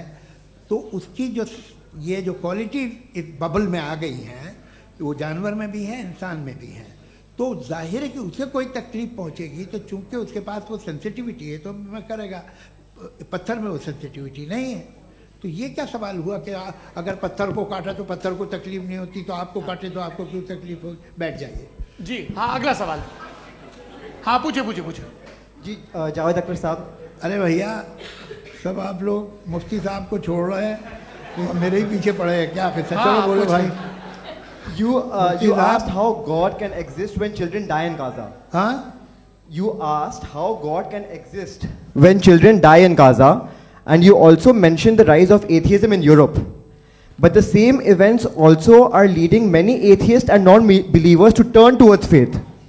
How do you interpret this contradiction, where suffering pushes some away from God, yet brings others closer to belief? देखिए, आपको एक बात बताऊं, दुनिया परफेक्ट तो कहीं भी नहीं है, हर जगह कुछ खामियां हैं। बेटा एक मिनट, मैं आप ही को कहेंगे, देखो वो तो कुछ खामियां, कमज़ोरियां, खराबियां सब जगह है।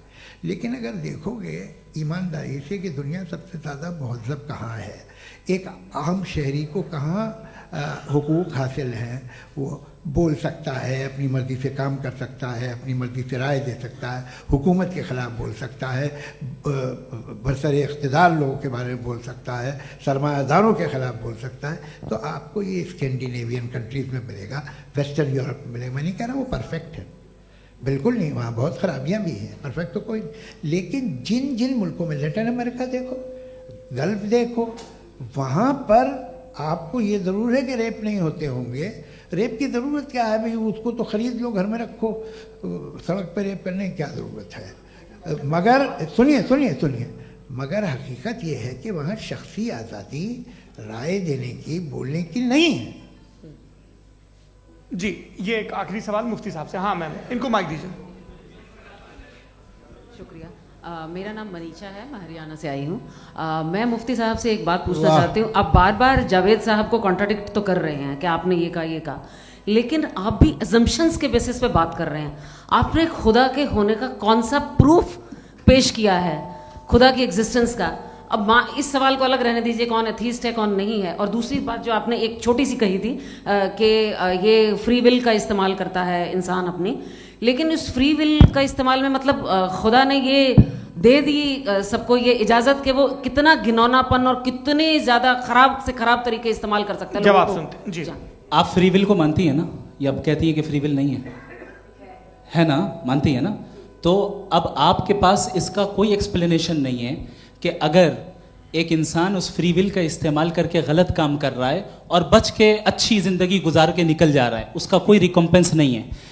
हमारे वर्ल्ड व्यू में जो इंसान गलत काम कर रहा है उसको भी रिकम्पेंस यानी उसका बुरा बदला मिलना है, और जो सही काम कर रहा है उसको सही बदला मिलना है।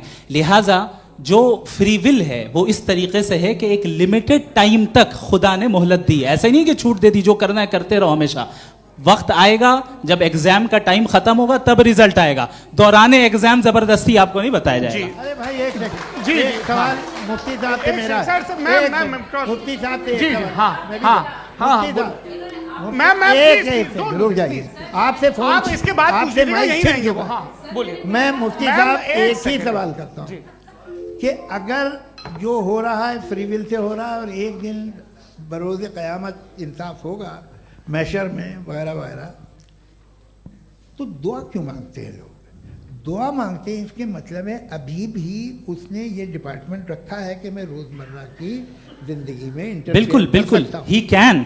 तो तुम कैन हो, तुम मुझे नौकरी दिला देते हो, मेरे बेटे को ग्रीन कार्ड दिला देते हो, और 45,000 बच्चे मरते हो, उन्हें रोकते नहीं हो। नहीं तो क्या आप ये कह रहे हैं कि इस दुनिया में जालिमों को कभी पकड़ ही नहीं होती है? अरे जो भी पकड़ होगी, वो बच्चे रोते हैं। बिल्कुल, देखिए मैंने अपने ओपनिंग स्टेटमेंट में यही कहा था कि जनाब जावेद साहब सिर्फ इमोशनल आर्गुमेंट देंगे। This is an emotional argument. ये छोटे मोटे इसके पीछे का रीजन मैंने बताया क्या है, देखिए मैं इसके पीछे का रीजन क्या है मैंने बताया। मंच से आप लोगों को सज्जनों इसलिए कह रहा हूं ताकि थोड़ा सा आपके कॉन्शियंस पे जोर रहे कि आपको ऑर्डर बचा के रखना है। वक्त तय हुआ था, ये वक्त पूरा हुआ, आपने इतने धैर्यपूर्वक सुना, मैं आप सबका बहुत बहुत शुक्रगुजार हूं। यदि इन दोनों विद्वानों की इच्छा होगी तो कभी हम इस बातचीत का राउंड 2, राउंड 3, यही तो देखिए खूबी है इंसान की कि बहस मुबाहसे में वो पड़ा रहता है। आप लोगों ने बड़े धैर्य का परिचय दिया, बहुत बहुत शुक्रिया। इसी के साथ ये बातचीत यहाँ पे समाप्त होती है। आप लोग को मैं एक बात बता दूं, ये सारी बहस हो गई, अब मुफ्ती साहब और बड़े मुफ्ती साहब इन साथ के साथ मैं खाना खाने वाला हूँ।